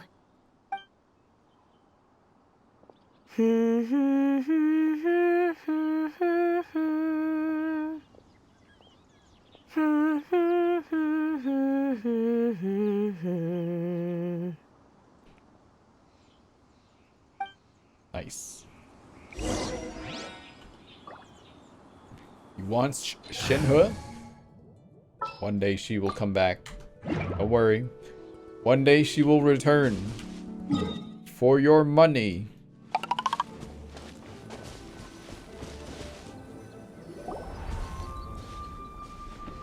Is this Guili Plains? Cloud Retainer, why did you bring us here? Ganyu is of course familiar with the name Guizhong, but have you ever heard of her? I've definitely heard it somewhere. Guizhong is another name of Agentis, the god of dust. She was extroverted in nature and adored social gatherings and inventions alike. Long ago, this region was yet a prosperous assembly. Guizhong often invited her friends to visit her home, reserving for us seats around the largest stone table. Sea Gazer would always bring out his latest treasure and place it upon the table. He could be quite the braggart. Though usually a mild-mannered fellow, when it came to those collectibles he was so fond of, he always loved to show them off. Paimon remembers that name. So that's what Sea Gazer was like. He was an old friend and a former rival. One has many memories of him. Once he had brought out the treasure, it would predictably become the center of attention. Neither Guizhong nor one was content to let him just steal the spotlight. So we would then also present our proudest mechanical creations. As Adepti, we were each gifted in our own ways, and naturally proud of our accomplishments in our respective fields of expertise. As a result, one often quarreled with Sea Gazer. His treasures were not even of his own making. He just used his exploration skills to dig them out of the ground. How, pray tell, could he compare to me, when every single one of one's accomplishments were crafted by one's own hand? Damn. Cloud Retainer, you are getting competitive again. One digresses. Regardless, every time an argument occurred, Guizhong would come over to watch us during our mutual lambastics. On some occasions, she would join in, and on others, she'd take one of us by the limb and start uttering the most ridiculous nonsense. What kind of nonsense? No kind of nonsense were we spared. Sometimes she would brazenly opine, why argue between yourselves when neither of you could ever hope to beat me? Other times, she would make unsolicited suggestions, such as, once you two are done arguing, let's go to the foot of the mountain and grill some meat. She always sought to make everyone happy, and one must say, she had quite the gift for it. No matter what nonsense she said, one never felt bothered or offended. It also helped that she never referred to one as that illuminated bird or Lady Bird. Lady Bird's a dog's name. Come on, get over yourself! Anyway, just as our impassioned arguments would reach the apex of acrimony, Marchosius would bring his delectable dishes to the table. Who would dare snub the stove god and his wondrous creations? At the sight of him, we would all immediately drop the argument and prepare the table for a night of feasting and drinking. Back then, one was always bothered by how the cups Rex Lapis brought were always too square for one's taste. Can you see yourselves ever enjoying a drink from a square cup? Man, Cloud Retainer just gossips all the time. What the heck? Leave Zhongli and his square cups alone. He's trying, man. I don't think I'd really mind. Then you are most tolerant, but that is its own virtue. Even one could never find fault with Marchosius's cooking. As we ate, Guizhong would continue to find topics for conversation, filling the table with humor and laughter. Each of those old fossils had their character flaws and points of obstinacy. So why was it that whenever we dined together, we always had a marvelous time? We would drink together from a spot high in the mountains, until the moon set and the sun rose, and only then would the banquet finally come to an end.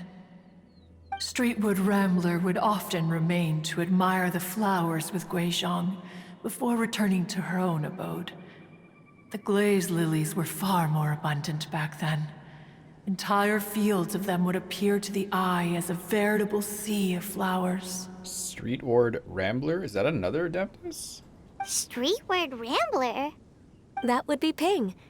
You probably know her as Madam Ping. Oh, Oh, okay. Wait, this is a lovely story and everything, but didn't we come here to find that Adeptus from Mr. Dvorak's story? Or are you saying that it was Guizhong? Didn't she, already, Alas, long has one avoided this place for precisely that reason. The sights here are a reminder of a time long gone, and evoke much sorrow. One should have guessed that you would disrupt one's poignant moment of mourning with your incessant questioning. No matter, one will share the whole story with you now. In times gone by, one quarreled oft with Guizhong concerning mechanical principles. We each had our ideals, and neither would yield. Under the pretext of a social gathering, one invited the impartial Rex Lapis to judge the quality of our creations. But Rex Lapis declared that Guizhong's Obscuro Vulpus mechanism was superior.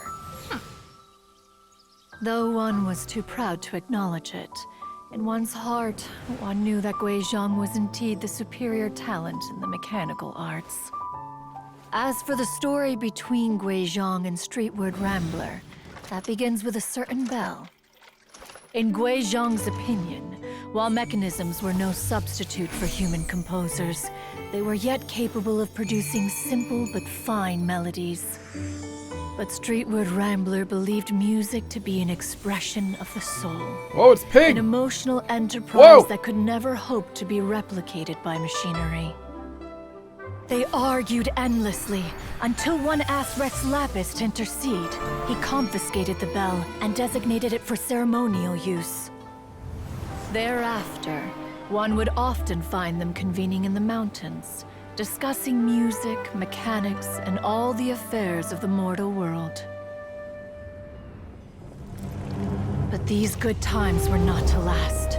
War broke out between the gods, and soon engulfed the Guili plains. Guizhong was overpowered by the enemy, and fell in battle. When Streetward Rambler and I arrived at the scene at long last, all that remained among the ruins was her lifeless body. After this, at Streetward Rambler's request, Rex Lapis granted her the cleansing bell for safekeeping. To honor our friend's memory, one made a few finishing touches to her ballistic device. Many Lantern Rites have passed since then. Many greetings and goodbyes. Upon what do you gaze? The Guili Plains? No. It's everything.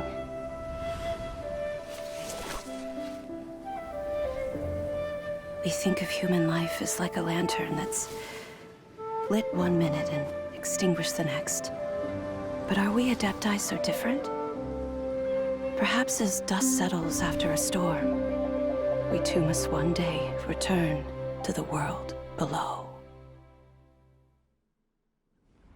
One has always been austere and private by nature, and has never relished socializing. One's dealings with Guizhong were born out of discussions on the discipline of mechanics. What? You have loads of friends, and you seem pretty chatty. Just because one is not ignorant of social graces does not mean one is fond of them. One is perfectly capable of partaking in conversation despite being introverted. Yes. Yes. Yes. But in the end, one is nothing like Streetward Rambler. She is dauntless but thoughtful, not to mention eloquent and wise. Moreover, her friendship with Guizhong was far greater than one's own. Back when they were rivals, they would often compete against one another in the realm of musical composition. That cleansing bell was one of Guizhong's proudest works, having the ability to both compose and perform. Wait, that's weird. Didn't Madame Ping say she pestered an old friend for that bell? And she also said something about being a vain beauty when she was young or something. Streetward Rambler, a vain beauty. My foot. to say something delinquent. When she says my foot, my head had an intrusive thought to say yes, please, but I held back. Anyway. That bell has a sad history. Clearly, she refrained from sharing with you the truth of its origins, since the right time had not yet come. As for her old friend, who else could it be? As soon as Streetward Rambler heard that a certain Zhongli wished to borrow the bell, she realized that the man was none other than Rex Lapis, and that he had made an enormous decision. After all, we all have known each other for several millennia. Some things between us are implicitly understood. Whoa! So they were talking in secret code? Oh, Paimon did not see that one coming. Enough of your intrusions. Where was one up to? Ah, yes. One remembers now. The cleansing bell is powered by a mechanical art, and can be used to great effect as an accompanying instrument. After the passing of its creator, it was used on numerous occasions during rites of parting. But Streetward Rambler did not acquire it from Rex Lapis for the purpose of producing further funerary tunes. No. Each time she rang it, it was to play the tune that Guizhong composed on it. The two once clashed over their beliefs about the meaning of music. Who would have thought that with Guizhong's passing and Streetward Rambler's mourning, two tunes composed in discord would eventually become one harmonious composition. Composed in discord. Once upon a time, Streetward Rambler also loved gatherings, liquor, and music. But after Guizhong passed, she preferred her own company. She could often be found sitting alone at a mountain summit, contemplating and reminiscing with her zither. The music would go from mournful to soothing to impassioned. Many years passed before she finally composed a melody to her satisfaction. In celebration, she played the tune to the clouds. Regrettably, one has only ever heard her play that tune once. Which brings one back to the matter you've been investigating. Perhaps it was during that performance that the ancestor of your Fontaine friend fell into the water and was saved by Streetward Rambler. But if she was so happy with the melody, why would she only play it once? One was also greatly perplexed by this. After suppressing one's curiosity for a long while, one finally approached her and asked why she would retire the tune after having spent so long on it. In response, she said, "Though the strings that played that melody survive, the one who inspired it is gone. Tell me, Cloud Retainer, when the one attuned to my soul is no longer here, who else could hope to understand this tune?" Aw, poor Madame Ping. I just remember being taken care of by you when I was young. Once the Archon War came to an end, I stayed behind in Liyue Harbor to honor my contract. Although I met Guizhong a few times, I never knew anything of this particular story. Guizhong was quite the visionary, but tragically passed before her time. Her manuscripts still lie unfinished in the realm of clouds. Blank pages give one cause for contemplation on what might have been. Had you not decided to search for that mystery Adeptus, perhaps these stories, too, would have been lost to the sands of time. As of now, you know the truth. That the Adeptus who rescued the drowning man was none other than Streetward Rambler. Do you intend to discuss this with her?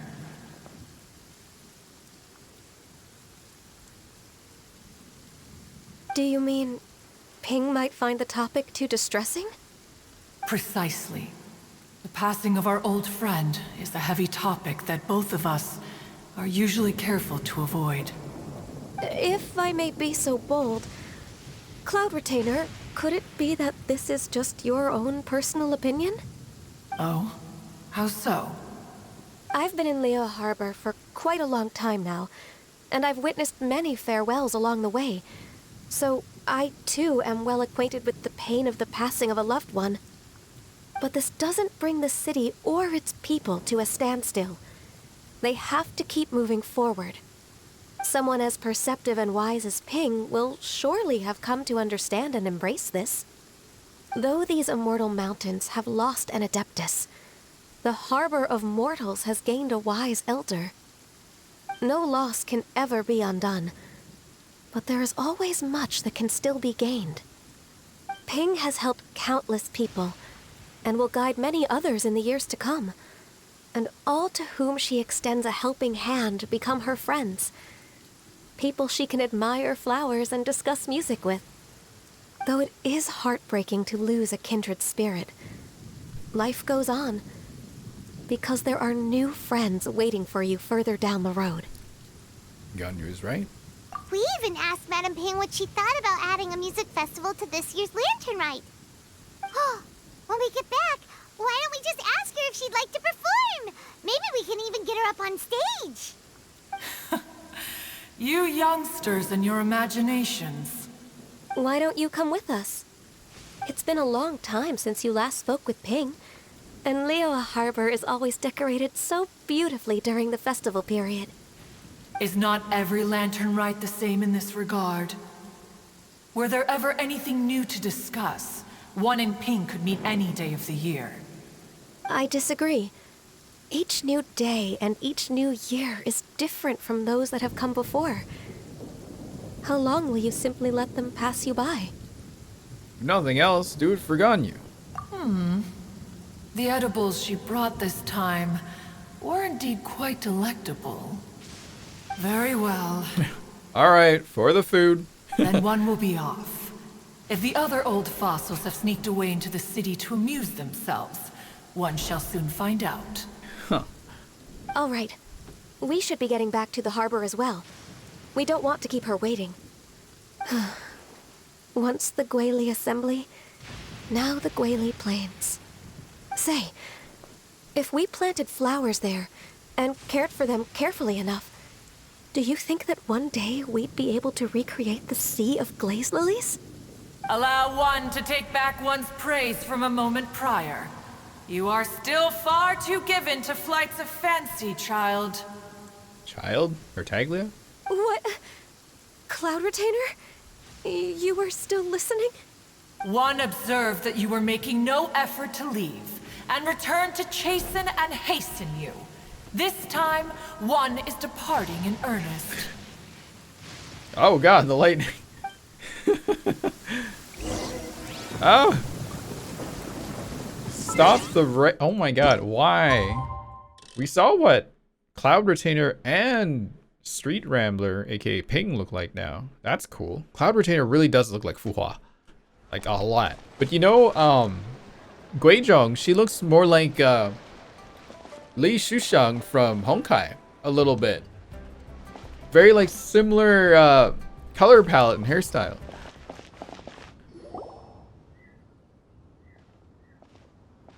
Whoa, Madame Ping and Cloud Retainer? It appears you made haste after all. One arrived but moments before you. Oh, bless my soul. To what do I owe the honor? How nice of you all to come and visit me. Miss Illuminated Bird, haven't you said anything yet? Miss Illuminated Bird? Said what, precisely? And why should one be tasked with saying it? 'Cause you're the one who's known Madame Ping the longest. Yeah, Paimon. Push her buttons. Street word. Or rather, presumably, you would prefer to be addressed as Ping? Oh, Cloud Retainer, you are uncommonly polite today.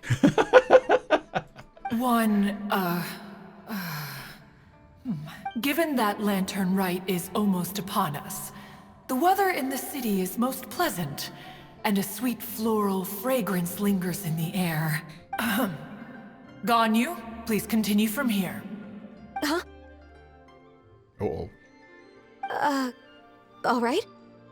So, this all started because we were trying to help Mr. Dvorak find the Adeptus who saved his ancestor's life. And you recounts the story to Madame Ping. Cloud Retainer informed us that the one who played that melody and rescued the drowning man was none other than yourself. Ah, let me think. Yes, I do believe I recall that encounter. What a long time ago that was. I'm surprised that you still remember it. Even more astonishing, perhaps, is the fact that this story has survived this long at all, when mortal lives are so very brief. It appears that she has proven herself right once again. Who's she? We like to call her Guizhong. From the look in Cloud Retainer's eyes, I sense that she has already told you all about her. Albeit reluctantly, one might add. Oh, there is no harm done. After all, Lantern Rite's very purpose is to commemorate the heroes who gave their lives for Liyue. Although Guizhong did not live to see the splendid sights of today, she was as much a hero as any other. So how has she proven herself right again exactly? Once upon a time, she said to me that humans were a weak form of life that she wished to protect with her wisdom. But as she interacted more and more with them, her opinions on them began to change. She marveled at the beautiful complexity of their spirits, the sheer splendor of all they could accomplish through their hard work and intelligence. She told us that to underestimate human potential would be to make a grave mistake. With the smallest amount of guidance, enormous power can be unleashed in them. And a human who has reached their full potential may well be her equal. Someone who could have as much to teach an Adeptus as to learn from them. She always had a way with words. That her mechanical accomplishments were judged superior to one's own was, one suspects, in large part due to her sheer eloquence. Speaking of mechanics, Cloud Retainer, do you still remember that potted plant mechanism? The one that the two of you gave me as a gift? Of course. Guizhong and one both put an immense amount of effort into that gift. It would be no overstatement to call it a testament to each of our individual technical genius.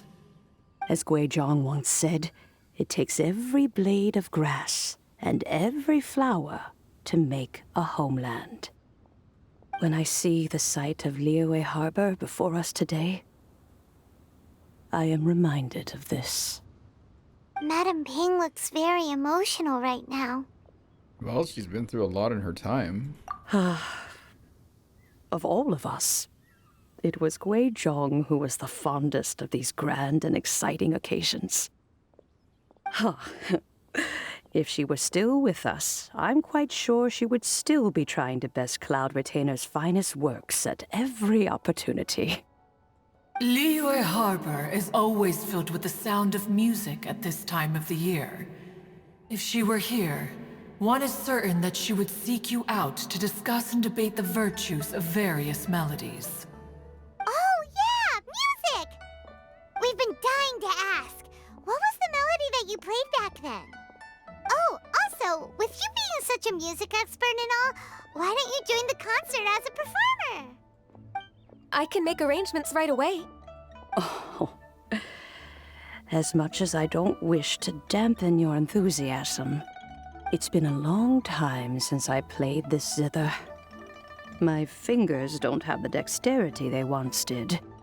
And whenever I play that tune, it always reminds me of her. I start wondering what she would think of the changes I have made to her melody. There was a period of time whenever I started strumming, it almost felt like she was back again. Sitting right there on the stone stool next to me, chatting away. Skybracer and Seagazer too, looking just like they did in the old days. No matter how much time goes by, the moment that melody starts playing, it transports me right back to that time in my memory. So the past still weighs heavily on your heart? Well, I would be lying to myself if I claimed to have completely moved on. But that is not to say that grief doesn't get easier with time.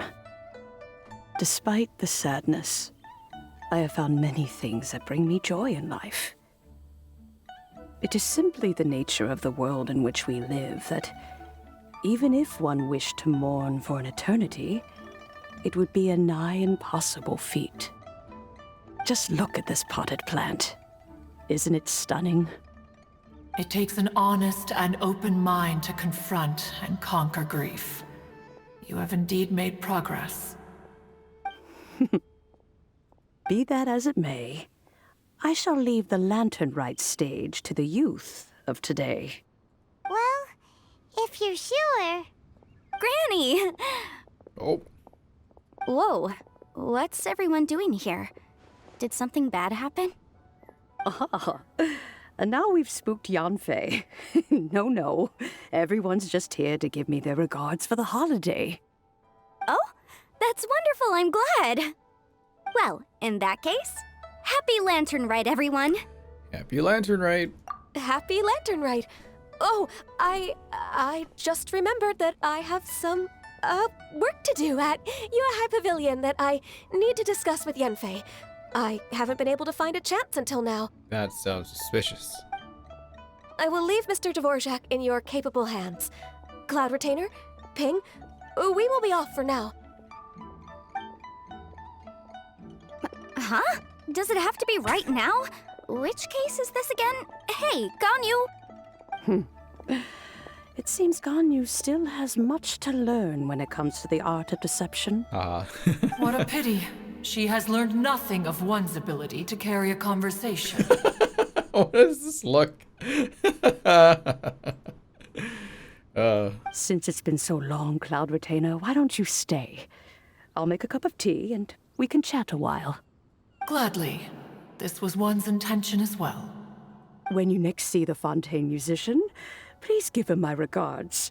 I'd like to wish him the very best with the concert. You got it, Madam Ping. Thank you all. I think you've listened to enough of my nattering for one day. As for that melody, I will play it for you all another time. Goodness knows I need to practice it first. Wow, that'd be great! We'll look forward to it.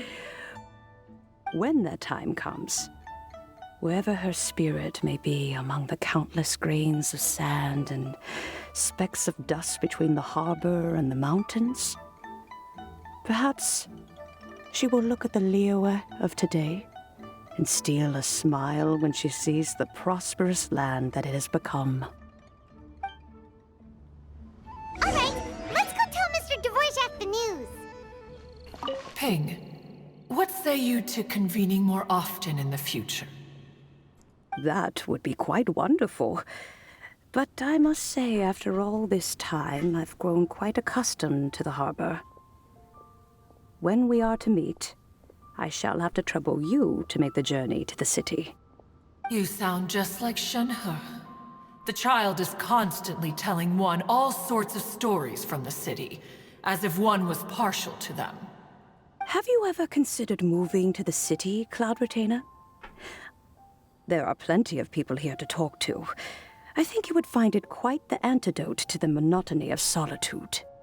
And if you looked around, I suspect you would find some young minds with an interest in the mechanical arts. Some of them even worth training. We shall see. So this is why there's glazed lilies in this particular area. Huh. So Madam Ping has been looking after the glaze lilies in this spot. Specifically that spot. Huh. And we keep picking them, yeah. Mr. Dvorak! Oh. Ah, and Kuching's here too! Thanks for helping set all of this up. Welcome back. Did everything go well? Really, really well. We found the person Mr. Dvorak was looking for. Are you serious? Recount the true story of the fairy lady to Kuching and Dvorak. I see.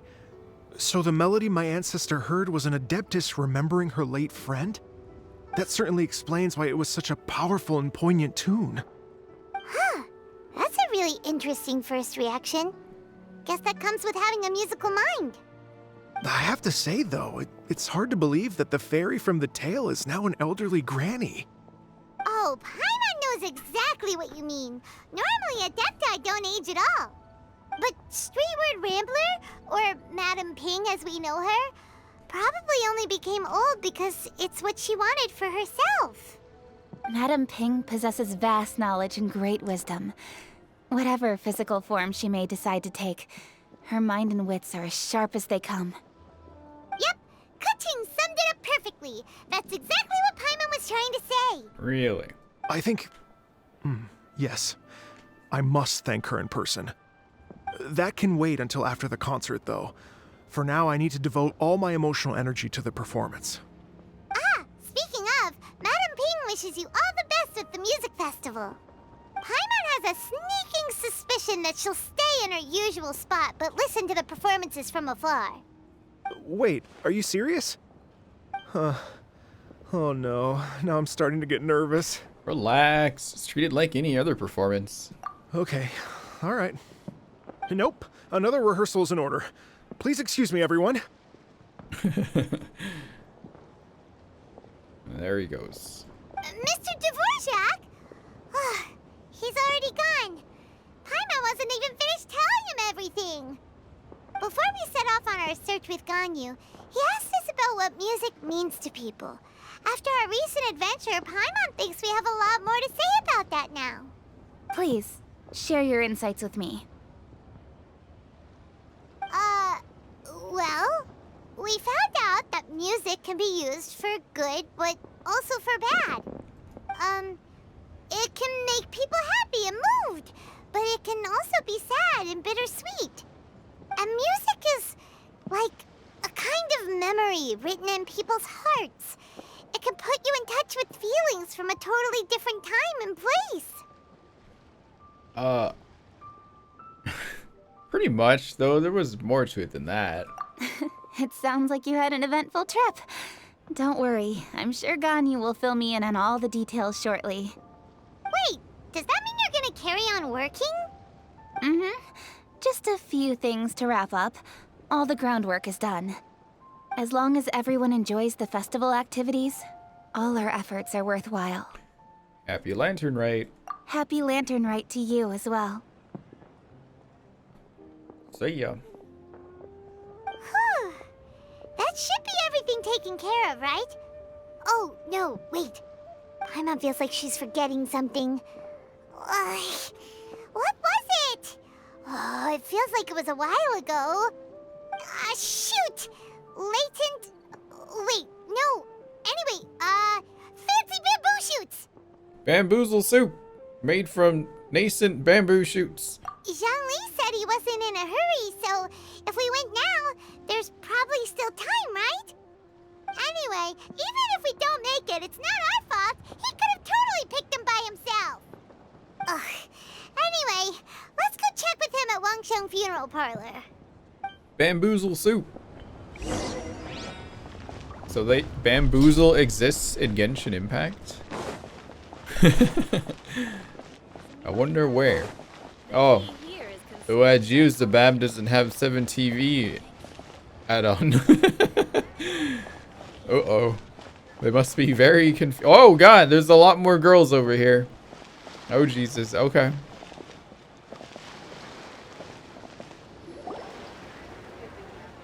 Oh, no, it's daytime. Da da da da da da da da da. Whoa, whoa. What's going on? Da da da. Oh. What's happening? All right. Let's take a break here. Oh wow, look who it is! Are you here to hang out with everyone's favorite funeral director? So you're just casually practicing your rapping skills at the entrance to your funeral parlor? In broad daylight? Okay. Yeah. There's a bunch of people dead here, but you know, just gotta do some rapping. You're freaking me out a little. After everything we've been through, you don't see me for a hot minute, and you're back to being scared of your own shadow. We have all this open space, a clear view of the mountains behind and the sea in front. Not to mention we have several invisible audience members enthusiastically cheering us on. It's the perfect spot to rehearse. Oh my god. Invisible audience members? Gotta say, it took me a few days to get used to Director Who's way of talking. Xinyan was pretty spooked too when she first got here. Just like when she sees a frog, but a giant frog with sharp teeth. Come on, knock it off. What's wrong? I've never seen someone look so confused before. Well, don't worry, because Director Who's here to explain it all. There once was a Fontaine musician who went around town on a mission. He came door to door for his iridescence tour, looking for acts to audition. With my words, Xinyan's chorus, and Yun Jin as our mentor, we'll take the stage by storm with flames roaring and the whole audience calling for more. Heck yeah. For sure! The whole dance floor will be yelling encore! Encore! Oh, now Paimon's rhyming along. But when you say flames roaring, are you sure this will be safe? No, don't you worry about that. I'm pretty experienced on the stage, and I've already informed the Yuhong of all the pyrotechnics we're planning on using. Huh. Guess we'll just have to trust Xinyan on this one. Have you seen Zhongli, Director Who? Oh, Zhongli. He took one of those fancy meal boxes and set off for the mountains. Said he wanted to pay a visit to some old friends. It's a real pity that he couldn't be around for this. As well as being a true connoisseur of traditional art forms, he's able to appreciate Xinyan's performances too. Yeah, that's right. Matter of fact, he was the one who first invited me to perform here. To tell the truth, though, I never thought I'd really find myself rehearsing here one day. Well, now you know. The Wangsheng Funeral Parlor is a great location. All of you are always welcome to come and hang out here, especially if you're in the mood to try something new. I can speak to that. Hu Tao is always full of fun surprises. And jump scares. Actually, Xinyan, I have some lyric ideas for your part.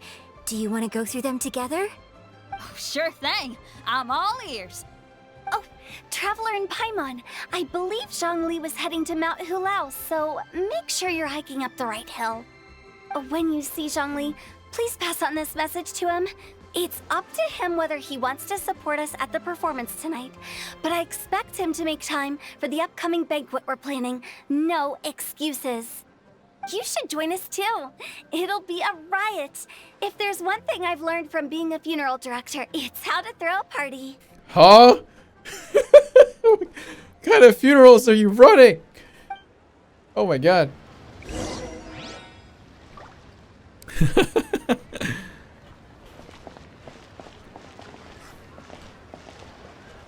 Okay, everyone. I think that's a long enough break.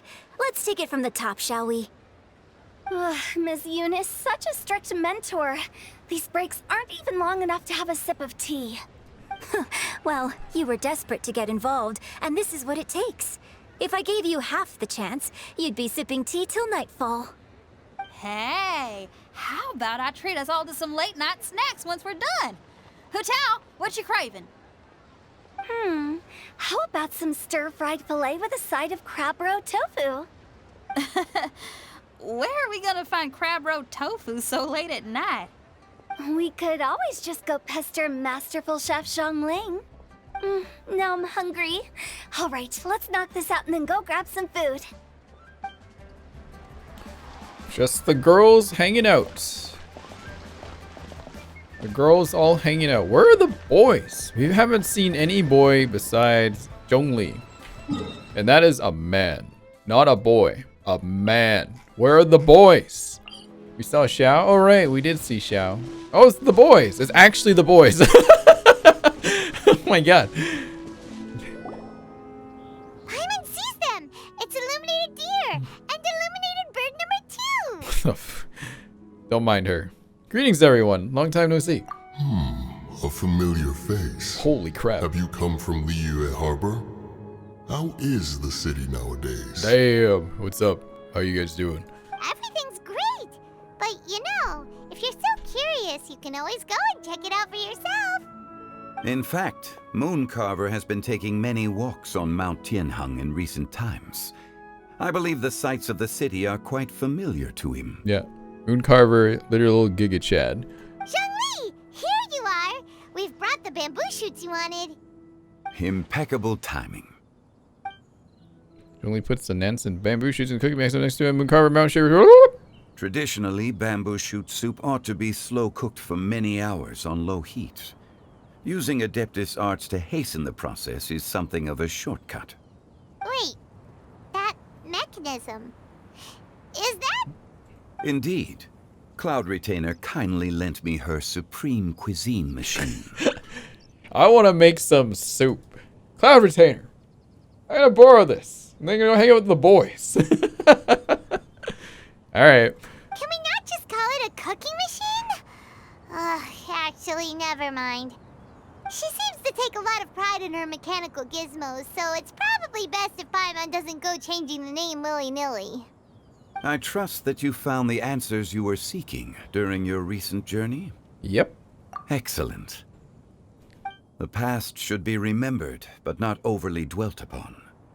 Our journey should be seen as a means to take on more from the world around us. When the bamboo shoot soup is ready, I must insist that you try some for yourself. Of course. Oh, Zhongli, Huta told us to tell you something. She said, it's up to him whether he wants to support us at the performance tonight, but I expect him to make time for the upcoming banquet we're planning. No excuses. When she says performance, she must mean the Lantern Rite Music Festival. As for the banquet, she didn't tell us anything more about that, but she invited us to come as well. As you can see, I have a prior engagement with 2 Adepti friends of mine tonight. Please, give Director Hu my best wishes for the performance. As for the banquet, since the Director insists, far be it from a mere consultant like myself to refuse. Yay! Then we'll see you there? Absolutely. Rex Lapis, the bamboo shoot soup is ready. Thank you. I will examine it right away. That guy sounded more proper. The appearance is exquisite, and the aroma rich and intense. The craftsmanship of this machine is commendable indeed. Since you came all this way, you should not leave empty-handed. Please, take some soup. It tastes most exquisite while still warm. Oh, we got some free soup. Soup. Oh, we got soup. Where's the soup? Where is the soup? Soup. Where is it? Where'd the soup go? Hello? Which one is it again? Not there? Oh, is it? It's a quest item? For real? Quest item. Soup. Am I blind? Where is it? Eternal soup. Where's the soup? Oh. Piping hot bamboo shoot soup. Bamboo shoot soup created using the Supreme Cuisine machine. Zhongli rated this disc as such. The appearance is exquisite, and the aroma rich and intense. Among its key ingredients are nascent bamboo shoots, They're hard to come by, and due to a multiplicity of reasons, their commemorative value far exceeds their worth as cooking ingredients. Since this meal was created by an adeptus, it shouldn't spoil, even if you just leave it in your bag. Wow, free soup! Hey guys, you don't get to hang out very much. Nice. Me and the boys. Hang on. I want a picture of me and the boys. I intend to reminisce with my old friends for a while longer. You ought to get back to Liyue Harbor. There is a performance you do not want to miss. Guy stuff. Had one known that Cloud Retainer was in possession of such eminently useful devices, one would have sought to borrow one from her long ago. And yet, since you share my lack of enthusiasm for mechanisms and fine dining, it would have become a mere decorative ornament in your abode. Not so. Had one had such a device to make up for one's lack of culinary prowess, Shenhe would not have had to rely on flowers and herbs alone for sustenance, while under one's care. In that case, shall we rendezvous with Cloud Retainer one day soon, and request to borrow one more Supreme Cuisine machine? A fine idea. A fine idea indeed. An idea.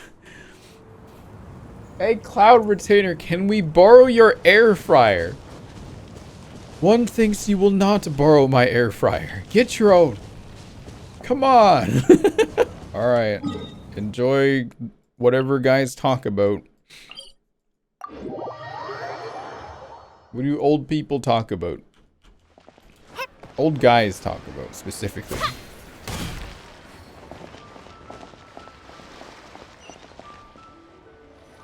New reaction meme template. Oh, shoot. What's going on here? I'm honored to be here on the Iridescence Tour stage. All right, without further ado, I'm Xinyan, this is Xiao, and this is a little something called... The Blaze Lilies! The what? Oh, there's the boys. I'm up here blazing trails through the midnight sky, lighting up the world below. And when the crowds all hear my voice, they'll meet the spirit of rock and roll. Let's go! Hey, you butterfly, you two buzzing by, guiding your way to the afterlife, opening the path without a fright. Oh, I'll light the fire, watch it blaze across the universe. I'll spit my rhymes, watch you step, or you'll get burned. Hey! Woo! Yeah! Okay, that's on Hoyoverse. Does anyone have any plans tomorrow? With another year behind us, I think we deserve a celebration of our own. My treat. Interested? The Tianquan footing the bill? I can't miss out on that.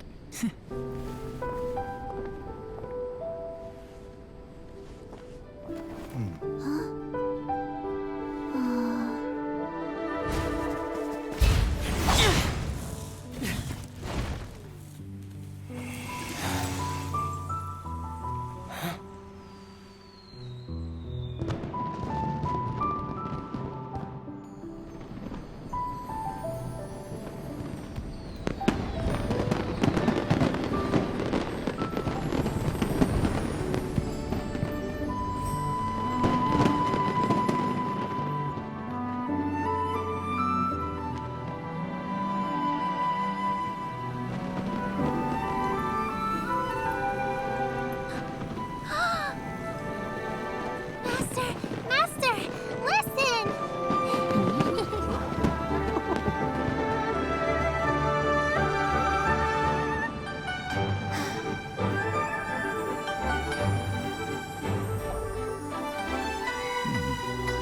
May the year ahead be a blessed one.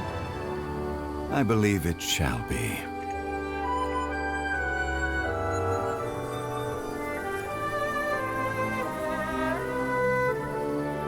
Master, the Xiao lanterns, Ha! Elementary. one shall fashion for you a Xiao lantern, the likes of which the world has never seen. Uh-oh. And you must take it to Liyue Harbor to display its magnificence for all. Oh my god. It's like, I gotta be better than everyone. Go! I'll make this right now.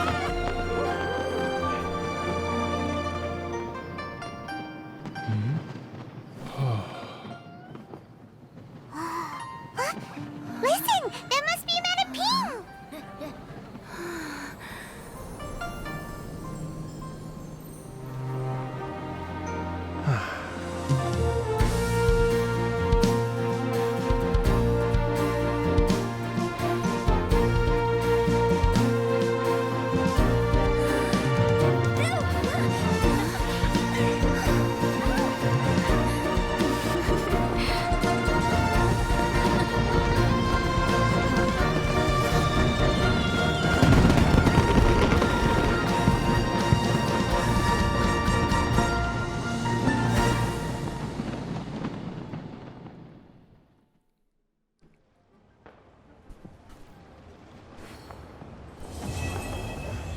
Oh. Ow. Is that it? All good? Oh wait, there's more? Between facades and familiar faces. Trulu says I have no idea what Cloud Retainer is talking about. Zhongli wasn't holding a square cup. Yeah, where's the square cup? What time did I have to wait until?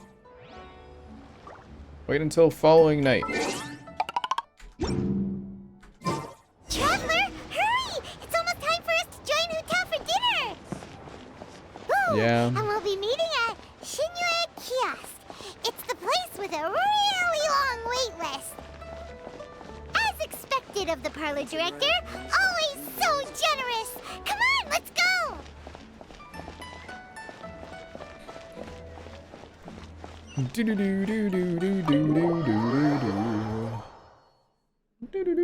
Yeah, it wasn't terrible, but it definitely could have been better. Oh, so that's how it is. Thanks for the suggestions, Mr. Zhongli. I have them all noted down. Oh, I got a couple of the boys here. I've long heard that your knowledge encompasses all things old and new, Mr. Zhongli. But I never knew that you were well versed in the art of cooking, too. It is truly an honor to make your acquaintance. No need for formalities. I too feel humbled to be in the company of such talented young people. There are many things I could learn from you. Oh, you flatter us. If it's possible, may I trouble you to provide a few words of guidance for my practices in exorcism? Exorcism? I can't say I'm an expert in the field, but if you don't mind, we could start by discussing... Whoa, there's so many people here. Hello. All we knew was that Hutao invited Zhongli over. Paimon never thought we'd be meeting so many old friends. Happy Lantern Rite, everyone! Happy Lantern Rite. Likewise. Please take a seat. No, say it back. Say it, Zhongli. Say Happy Lantern Rite now. Say it. You have to say it back or I will not sit down. Say it. Say... Never mind. Happy Lantern Rite! Are you having fun? See? I've become musically cultured. Me too. I've seen Xinyan perform before, but this is the first time I've watched something like this. I heard that the audience loved it too, and she's been receiving quite a lot of performance invitations lately. She's more busy than ever, and Yun Jin's gonna help her. Yep, and they asked us to pass on their season's greetings to everyone. They hope we'll have a wonderful gathering. The performance was spectacular indeed. However, it gave Xiangling a huge burst of inspiration, which in turn gave us a bit of a headache. Us? Did Xiangling ask you to try out her dishes too? That, my friend, is beside the point. Watching you eat was enough for me.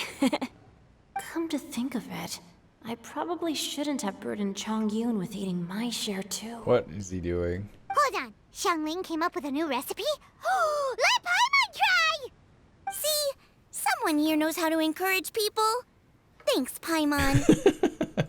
Oh, and I have to thank Mr. Zhongli, too. He gave me lots of useful pointers that really drove it home for me. Oh, so that's what you were talking about before we arrived. Yes. Since we'll be dining together, the topic of our conversation naturally revolved around cooking. Xiangling's ideas are truly unconventional. Her choices in both ingredients and spices are comparable to a melody dancing on the tongue. My suggestions were nothing more than the icing on the cake. Oh, the two of you always deliver. Now I'm getting embarrassed. Anyway, I'll get everyone to have a taste after I've adjusted the recipe based on Mr. Zhongli's advice. That sounds like it might become a little safer to eat. How about I sample the dishes next time? Speaking of eating, Paimon feels like we're missing someone. Oh, Hu-Tao was the one who invited us, but she's not here. And where's Guoba? Oh, Guoba volunteered to help Dad at the restaurant. You know, lots of people come over to eat during Lantern Rite. Without Guoba helping out, I probably wouldn't have had the time to accept Hu-Tao's invitation. As for Hu-Tao... The director went to collect a guest. She asked me to stay here and host you for the time being. Seems like it's almost time. Huh? Hu-Tao went to fetch someone in person? Oh, that must mean they are super important. Could it be... Kuching? Ningguang? Or Captain Beidou? She didn't clarify. And as her subordinate, I couldn't just pry into the details, could I? Whoa! Suddenly the door to the restaurant burst open and struck by a hurricane. We're here! Where's the other one? Oh, we're not late to the party, right? Right? Good thing the Conqueror of Demons and I are both as swift as the wind. Wow. And whoosh, we made it just in time. How the hell? Okay. Exclamation point. Yes. Good job, Paimon.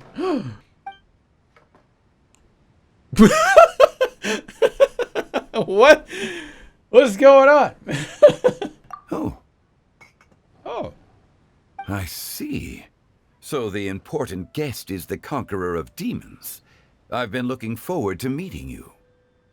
Wait, are we supposed to pretend we never met each other, right?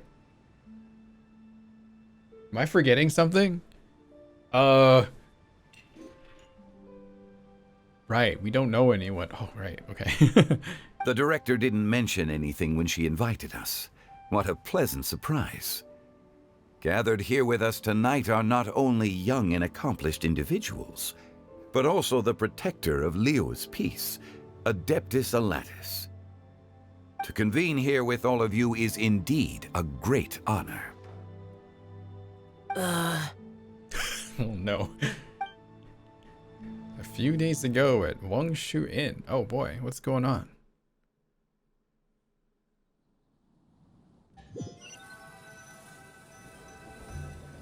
It's almost Lantern Rite, yet you took all the trouble coming here. The director has a way of making it difficult to decline. Rex Lapis, may I ask what troubles you? The director asked me to buy sesame oil in preparation for the celebrations. Huh. Why are you all the way in... What? Then why would you come all the way to Wangshu Inn? Exactly. What? I had a pleasant chat with Chef Xiao and received some spices from him. And, see? Here's some matsutake and a portion of ham. What about the sesame oil? It's a shame. I couldn't find the kind the director was looking for. Here, son. Was that it? Here, son, look at this cool ham I bought. What? I'm sure you're exaggerating, Zhang... Sir. There he goes again. Enough with the pleasantries. Go let our guests take a seat. Aw. Everyone here today is well known in their own field and has probably heard about one another to some extent. Some of us are even old acquaintances, so there's no need to be this formal. I heard that the Conqueror of Demons and the Traveler are pretty close, no? We're old friends. Great. You two sit together. You should take a seat too, Director. Oh, finally remembered me. When we arrived just now, the host at Xingyue kiosk told me our dishes are almost ready. Perfect timing. Let's not wait any longer and ask them to bring out the food. Delicious looking food arrives and a pleasant scent fills the air. Ooh. Paimon would have never guessed the person who Tao went to fetch was Xiao. Oh, that's also the first I've heard of the Traveler and Paimon being friends with the Conqueror of Demons. You know Xiao Chu? Knowing is a bit of an overstatement. I've always looked up to him. You might not know this, Paimon, but we exorcists have worked in close collaboration with the Conqueror of Demons for many generations, dispelling evil together, both in the open and from the shadows. Hard to imagine that thanks to Hu Tao, I've finally gotten the chance to meet him. Conqueror of Demons, I'm honored to make your acquaintance. Likewise. It is a great honor indeed to have a chance to meet the legendary Conqueror of Demons. Chongyun has brought that name up quite a few times in the past. I remember you mentioning wanting him to understand the importance of exorcists. Ahem. We know each other too. He helped try my dishes during the Masterful Chef's cook-off. I didn't think we'd have the chance to meet again. Happy Lantern Rite. No anecdote, however, compares to meeting you in person. I'm Xingqiu, Xiangling and Chongyun's friend. The pleasure is all mine. Whoa, everyone's getting all formal and polite all of a sudden. Paimon doesn't know what she should say anymore. Adeptus Xiao, mighty conqueror of demons, please accept Paimon's greetings too. Belated Happy Lantern Rite. Belated isn't the right word to use here. Paimon tried very hard to look for a fancy word, okay? Don't be too harsh on Paimon! There's no need to be so polite. You're right. This was meant to be a nice little get-together between friends after all. Too much formality kills the atmosphere. Is Hu Tao trying to get someone to slip up here? Is she trying to figure something out? What's going on? I didn't plan this gathering only for everyone to walk on eggshells. Hiya. What's your true intention then? A little get-together between friends, sipping the finest tea and watching lanterns float into the sky, bidding farewell to the past and embracing the present with joy. And that is something our consultant would say. I think it deserves a standing ovation. Indeed. Exceptional acting skills, Director. Ha! As for me, I'm just here to have fun and treat everyone to something good. We all worked really hard this year, whether traveling or guiding, cooking, helping with the family business, exorcising evil spirits, or conquering demons. And of course, our consultant, who's been helping out at the parlor every now and then. Everyone has done some pretty amazing things. As the one who brought everyone together, it goes without saying that I'm the one most deserving of praise. Huh? Sounds kind of self-important, but Paimon thinks it's pretty amazing that she managed to talk Xiao into coming. He rarely ever enters Liyue Harbor after all. I'm curious about how she did it. It wasn't as complicated as you think. Not long ago at Wangshu Inn again. Okay, gotcha. Thanks, boss lady. It's not boss lady, just boss. And there she goes. What a lively girl. Conqueror of Demons, Adeptus Xiao. Guardian of Wangshu Inn, hero of Dihua Marsh. I know you're there. Uh-oh. Quiet. Do not disturb the peace. Sorry, but you wouldn't show up if I didn't yell your name, would you? I know you. You're the 77th director of Wangsheng Funeral Parlor. Is there something you need? What's happening? What is going on? That does sound like one of Hu Tao's antics. Did the Conqueror of Demons agree to come so that Hu Tao would stop pestering him? There might be other reasons. Smart guess. Huh? There's more to it? It gets pretty boring from here on. I talked about the funeral parlor's past relationships with the guardian yakshas. You know, just to be sociable. In the time of the Archon War, disputes were frequent, and disaster overtook the land. Humans couldn't escape from the torment of the plague, nor could they escape death. The Adepti vanquished the demons, the Millelith fought valiantly, and Wang Sheng Funeral Parlor was responsible for purifying the diseased and sending off the spirits of the dead. That is how the border between life and death was maintained during the war. And it effectively prevented further incidents from happening. That's right. 1 point for the consultant. But despite our deep-rooted connection, it still took me quite a while to actually convince him. Was he worried about his karma? You know him pretty well, huh? This matter is out of my control, so I need to be cautious. True, but I've kept that in mind too. That's why everyone here today is in one way or another acquainted with elemental power. Besides, it'll only be for a short while as we dine together. There won't be any lasting consequences. But I didn't expect there to be so many people. There's no need to worry, Conqueror of Demons. We're not feeling anything unusual so far. Our young exorcist over here is protected by his pure yang energy, so he's probably the most resilient. That's not the same. And did you just toss your carrots into my bowl? Hey, don't look away. Huh? What? I'm siding with Chongyun. I saw that too. You're lucky Guoba isn't here today. He hates seeing people being picky with their food. If he'd seen that, he'd definitely make you eat all your carrots. Make him do it. Huh? Guoba would do that? Is he that uncompromising? But now that I think of it, Xiangling told me that Guoba used to be the stove god. It sounds like you've heard the rumors. You seem pretty quiet today. Is everything alright? I'm doing fine. Not long ago, before Lantern Rite, I met an old friend. Thanks to his help, things have been a lot more stable than before. An old friend? You should know him. He's...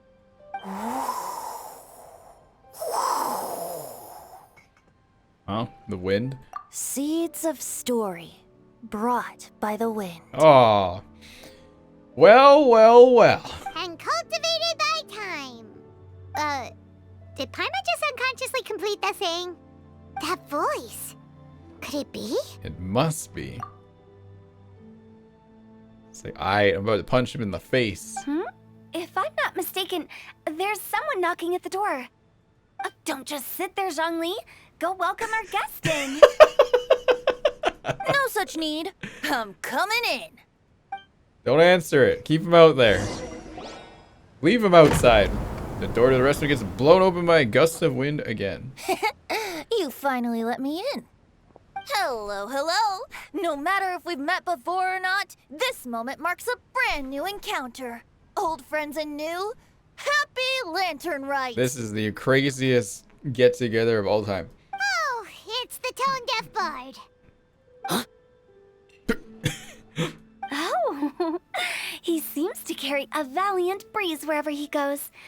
It looks like we're gonna be friends. Fate has brought us together, so come on, take a seat and be my guest. Help yourself. Oh, I'll ask them for another set of cutlery. Hu Tao wants all the gods in here so she can put them in a casket and bury them alive. That's her whole goal right now. This young lady here is as bright as a fresh bouquet of flowers in the morning's rising sun. She no doubt is the one with the most authority here. Whoa, these dishes look amazing. Is it really okay for me to join in? All right, I'm digging in. Has Ying done this yet? Ying is gonna lose their mind when they get here. Huh, it's you. Oh, isn't this Zhenyu? Hmm? Zhenyu? Oh no, he's gonna give Xingqiu's pen name away. Oh no. Yep. Now that I've taken a closer look, you're a fan of Zhenyu's works, aren't you? I met Xingqiu at a light novel convention. Ah, how I wish we'd met sooner. I never expected that there'd be another person in this world who could interpret Zhenyu's new novel as thoroughly as I could. Venti, you're being too humble. Considering your poetic talent, your fundamentals are way more impressive. Could this new guest be Master Xingqiu's friend? That look! What is he? Oh, I can't. I cannot. Oh god, it's like, hey, come here. Yeah, that's right. You can't punch me here. Oh, it's so funny. It's like, yeah, long time no see. Oh man. Oh, this is so good. I love it. This is what we wanted. It's so funny. Holy shit. Oh, okay. Anyway. He's my old pal too, and looks like Xiao knows him too. I'm gonna say, God.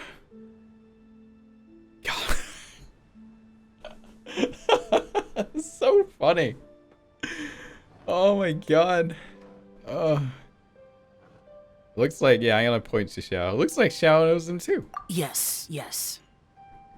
A little awkward. Monsters become more active than usual as we get closer to Lantern Rite. I was patrolling Dihua Marsh a few days ago when I happened to run into this. Hmm? You've already forgotten? I'm a bard, remember? And bards go around singing wherever they like. Oh, right. And this bard was performing in Dihua Marsh. It was a moving melody, and it made me feel relaxed and at ease.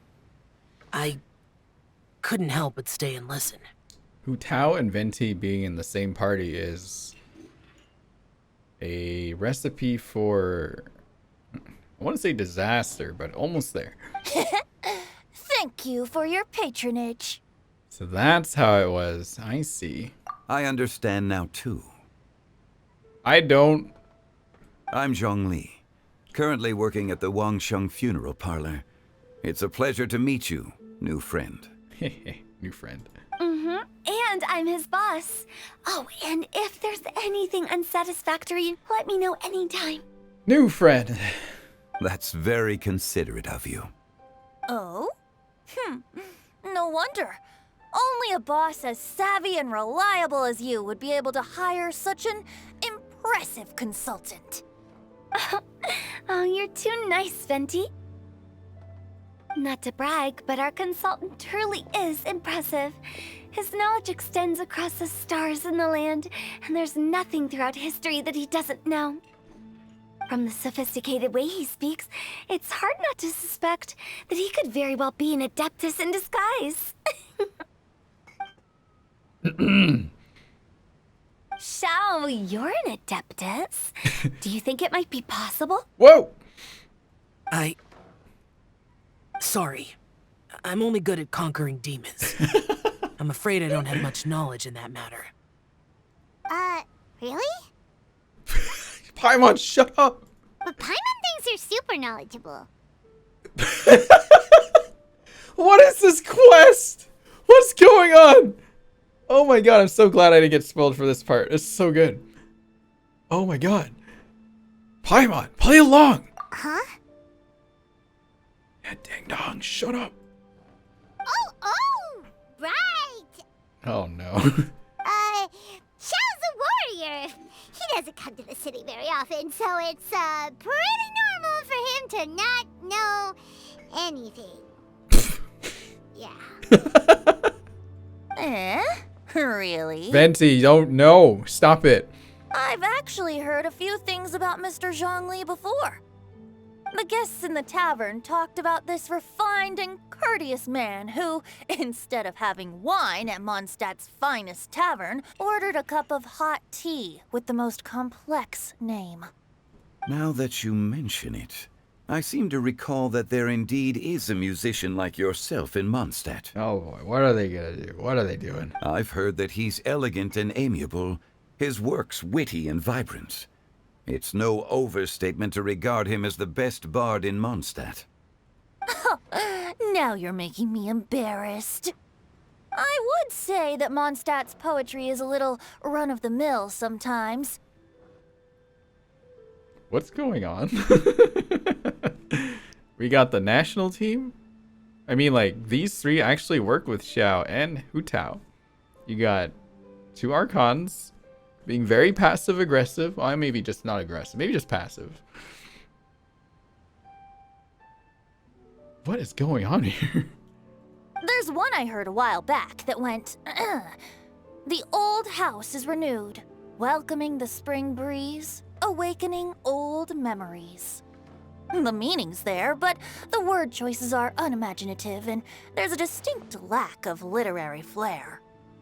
I think so too. The composition needs a little jazzing up.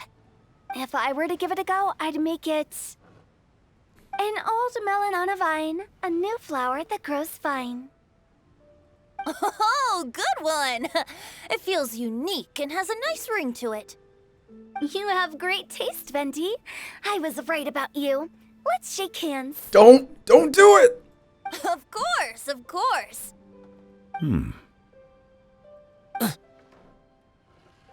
Hey, Xingqiu. Mind lending me a few books when we get back? Pick out some well-written ones. I don't know if it's my own lack of literary knowledge, but I couldn't tell the difference between those two. I don't think it's your fault. Chongyun's right. It's not our fault. Paimon, watch and learn from Hu Tao and Venti. They will come in handy for your ugly nicknames. Oh, you have a point. But speaking of, why is the tone-deaf bard here? Are you here to take part in Lantern Rite too? I heard that Liyue will be hosting a Lantern Rite music festival this year. As a musician myself, how could I possibly resist the temptation to come take a look? Or listen. Getting to know other musical styles is essential to sparking inspiration, don't you think? Huh? But the music festival wasn't planned beforehand. As for the Fontaine friend who hosted the festival, I saw him near Stone Gate the other day. The Iridescence tour has finally been held successfully for once, so I had to congratulate him. Thank you. He must feel very grateful. Don't think anything of it. By the way, I was watching as you entered Xinyan kiosk, but no one seemed to notice me. Should I say that it's because I'm an expert in hiding, or that a certain someone deliberately ignored the sound of the wind? Whenever Lantern Rite comes around, Liyue Harbor becomes bustling with activity. People are all busy watching the lanterns and strolling around the shops, and they might just go travel somewhere on a whim. It is rather difficult to predict another's whereabouts. The festival is in full swing and proceeding smoothly, and we're all gathered here with friends, new and old. This is no doubt a wonderful occasion worth celebrating. To come together with all of you at the beginning of the year, one can't help but be filled with joy. In a moment like this, I propose we raise a glass together. In my case, tea in lieu of wine. Very well said, Mr. Zhongli. That was exactly what I wanted to say. Now I'm getting a little self-conscious. I didn't cause you too much trouble barging in like that, did I? We usually drink wine during occasions like this over in Mondstadt, but since Mr. Zhongli insists on drinking tea, I'll give a toast with tea too. Everyone, thanks for the treat. You're welcome. As the host of this gathering, I hope everyone enjoys the food and drinks. May this year be better than the last. Considering that everyone may have other matters to attend to later, sticking to tea seems like a good idea. All of a sudden, they started proposing toasts. Should we? Xiao. What's with the urgency? I eat too much. Can you come take a walk with me? Sure. Have you two finished eating? It's always nice to have a breath of fresh air after a meal. Helps with digestion. Paimon will come too. You're still hungry, right? Yeah? Don't worry, we'll be back soon. Okay then. Don't forget to come back.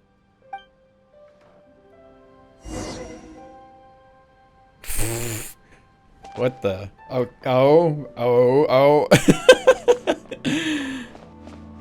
You're not allowed to leave Paimon here alone. To be honest, Paimon's worried about saying the wrong thing.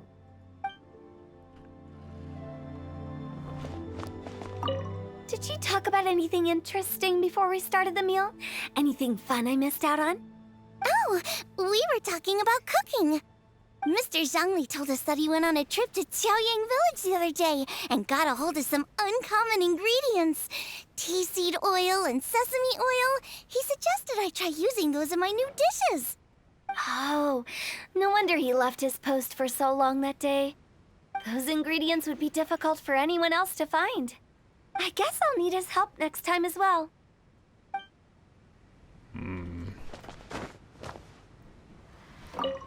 About you and Venti. Uh-oh. About you and Venti. Could he be a partner in your family business? That's right. You know how my family is. A lot of business secrets can't just be divulged at the dinner table. Ah, just as I thought. You can't just write... No. They wrote it like that on purpose. What kind of... What the heck was that? Well, aw, come on. Bruh. Okay, what are you two clowns up to? It seems like our new friend is an expert in wine. I deserve no such praise. I only drink for fun. It's nothing compared to your expertise. I'm glad we're only having tea today. What if I got drunk and said something nonsensical? I'd surely become an object of ridicule to someone I've just met. No such thing. I wouldn't dare disrespect the director's guest. God, oh, I just wanted them to fight. Come on, throw a chair at him or something, please. Everyone for themselves. It was a great party. Hold hands, please. You're gonna hold hands, right? No, I need to get off your swing. Hey, let's go, Xiao. Let's depart. You go ahead. All right. Let's depart. You go ahead. It's getting sussy in here.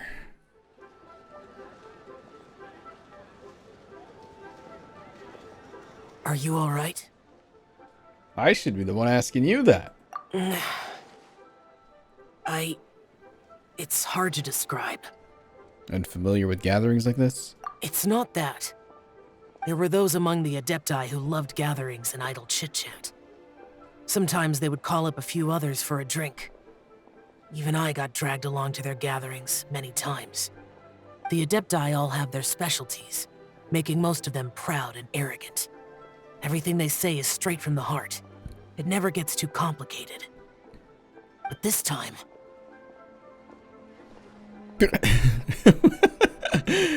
Oh, I understand. It's all Venti's fault. No. I didn't mean that. So you know his true identity. I'll get straight to the point then. The Animo Archon is a free spirit, and his temperament is as carefree as the music he plays on the flute. It's easy for a god like him to live in harmony with humans, and that's something I might never be able to do. You don't have to be like them, you do you. That does sound like something you would say. No matter. I know my circumstances. Whenever I think of the ordinary conversations I've had with you, it feels strangely novel. Strange in a good way? Yes. The parlor director went out of her way with the invitation, so it was difficult to turn her down. I had made mental preparations before agreeing to come. She told me that all the guests today would be acquainted with elemental power, and I knew that you would be here. But I didn't expect the other guests to be... No one would have guessed. General Capisis always said that we should live in the present and enjoy every pleasant surprise. Perhaps that's what I should do with what I'm feeling now. But I think he meant designing clothes for those around him. The clothes were intricately designed, but inconvenient to wear. Brother Bosacius never tried to hide his distaste in front of him. Rex Lapis did like his designs and even collected quite a few. The outfit he wears now was also designed by General Capisis himself. Is Capisis the, which one was he again? Yeah, Bodacious didn't want to wear his shirt. Hang on, I'm gonna look this guy up. Who is he again? Yeah, I thought so, because he has an outfit that is very, very, very close to what Zhongli wears right now. Like, it's very similar. Long coat, black and gold kind of thing. I never saw him wear this during the war. I didn't expect him to start wearing it later. Oh, here you are. Uh-oh. I'm not intruding, right? You're good. You're not. What is it? Hu Tao saw that everyone's done eating and asked the staff to bring out the desserts. Paimon got so anxious that you weren't back yet that she scarfed down her dessert without the usual slurping and munching. But not so anxious that she can't eat. Bleh, but not so anxious that she can't eat. Sounds like she'll be okay. To be honest, I was kind of worried too. You looked a little restless just now, and I thought you weren't used to the food here and was planning to head back to Wangshu Inn for something Yanxiao made. That is like a day away, Xiangling. Oh my god. You're worrying too much. Xiao, don't pull any lemnis. Oh my god. What the? How do you say that word? Oh, my brain hurts just looking at it. I know it's his, like, move, but frick. Lemniscatic. Lemniscatic. Oh my god. Okay. Xiao, don't pull any lemniscatic wind cyclings on us. Is that his E skill? Huh, huh, huh. Don't do that. Why would I? Because that's the fastest way you can run. Anyway, let's head back. Please wait. There's another reason why I came looking for you. Whoa. What? Here, take these. I brought them for you. Almond tofu? Yup. Since the Masterful Chef's competition, you could say that Yanxiao and I are not only competitors, but good friends as well. I visit him at Wangshu Inn sometimes to discuss our cooking. I heard him say that the esteemed guest on the roof loves nothing more than a good plate of almond tofu, so I learned a thing or two about the dish from him. I'll be honest, before Hu Tao invited everyone, she secretly came looking for me, told me about the guests she planned to invite, and asked me for some suggestions on what she should order. So I made a few servings of almond tofu for you guys in advance. Take them as a token of gratitude for your support. When I told Guoba that I was making these for you, he started eagerly running around the kitchen and helping a lot too. Thank you, Xiangling and Guoba. Thank you for the trouble. There was no need to... I'll take them. Thank you. And Guoba too. You're welcome. Oh, the almond tofu I made probably tastes and feels a little different from the type Yanxiao cooks. Please let me know if there's any improvements I should make. Okay. That's all. Alrighty, we should head back now. We can't keep Paimon waiting. Yeah, we can. It's like a little baby who just needs me to hold her hand all the time. Little baby Paimon.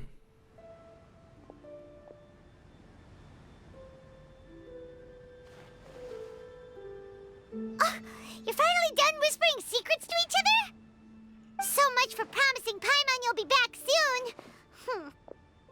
You were pretty quick. You're only angry because you have no sense of time. You just don't say that. No. She does. Traveler, she does. You couldn't be far from wrong. Ain't no way. Ain't no way. No. How could you say that to Paimon? Exactly. How could you say that to Paimon? She's literally the god of time calling. In that case, besides having no sense of time, Paimon will let you know what having no sense of fullness looks like. Your dessert is all Paimon's. Go ahead. Sorry to keep everyone waiting. No worries, we're all just chatting here. There's no serious business to take care of. Whether we're chatting outside or inside, it's all the same. Strive to be more like Hu Tao, Paimon. Paimon's too busy eating to talk to you. But even though we're all well acquainted by now, I think this festive gathering deserves something ceremonious. Oh? Is this some local custom? Nope. This is something I made up so that good luck will be on our side, that's all. Spontaneity is the best choice to make here. Let's use this incense burner on the table. It's been lit for so long now that the incense is running out. I'll leave refilling and lighting the incense to the most distinguished guest among us all. Among us. Lighting the incense will signify continuous growth and prosperity in all our endeavors in the new year. I see. Perfect symbolism, as expected of Hu Tao. And speaking of the most distinguished guest here today, I'm sure we all agree that it's Mr. Zhongli. What are they doing? What is going on? I'm not very familiar with the details of his past deeds, Cap. but chatting with him has been a real eye-opener, even for a bard who has traveled all across the world. Yeah, Xiao, don't start, okay? If knowledge were a form of power, one could even say that you're a wielder of unlimited strength. But when it comes to having a way with words, the notable bard is certainly one cut above the rest. I just happen to have a good memory.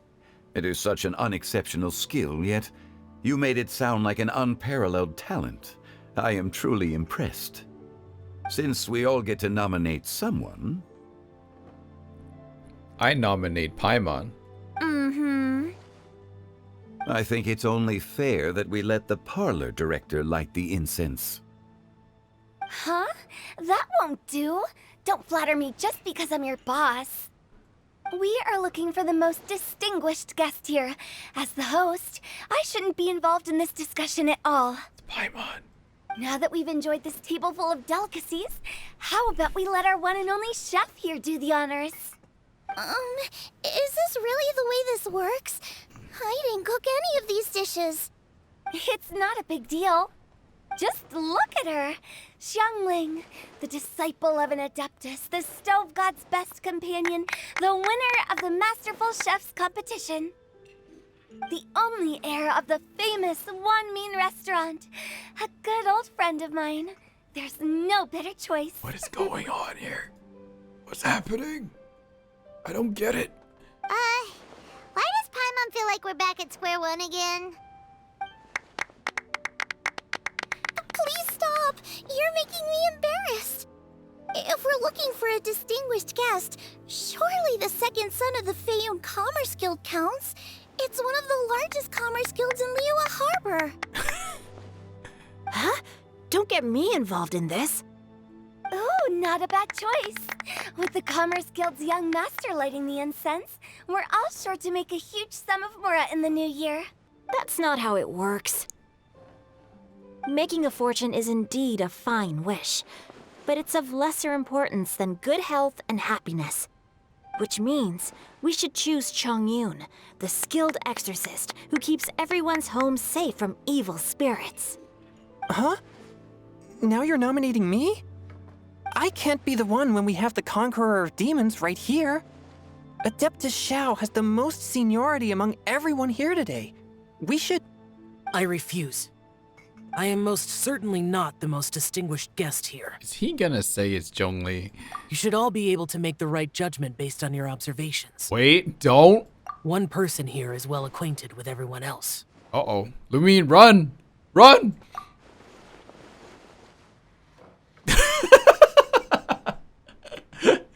Oh, that's right. Even though you're always mocking Paimon, you're still pretty popular with other people. No, wait! Paimon said she wouldn't talk to you again. I'm not the only well-connected person here, though. Huh? Who else is there? You, of course. Huh? Huh? Does that mean Paimon's the most distinguished guest? Oh, well, that was unexpected! I agree. Paimon's just the one we need. Without a friend constantly by your side, a long journey would become dreadfully lonesome. But once you have someone there to brighten up the atmosphere, everything along the way will become lively and vibrant too. Ah. The traveler has traversed many nations and left behind a great deal of fascinating stories. But without Paimon, they would have become quite monotonous. Paimon plays an indispensable role in making your journey a happy and smooth one. You guys, Paimon's not used to being praised like that. Those were genuine compliments, right? Of course! You're the best travel companion ever. Thank you. You made Paimon wait for a long time, but Paimon's not mad anymore. Don't take everything to heart, Paimon. Friends tease each other all the time. That is indeed true. That means Paimon is as important to the traveler as Guoba is to me. Looks like we've come to an agreement. Any objections before we proceed? I trust the traveler's judgment. Then Paimon it is. And now, the world's most excellent traveler's greatest companion, guide, and friend, Paimon, will be refilling and lighting the incense for us. Here you go. Take the match, and don't burn yourself. But if things go really wrong, here's the 2-for-1 coupon. Paimon with fire. Amidst everyone's laughter and applause, Paimon clumsily lights the incense. You all have a relaxed heart-to-heart chat all the way until nightfall. Now that everyone's had their fill of delicious food and tea, it's time to say goodbye.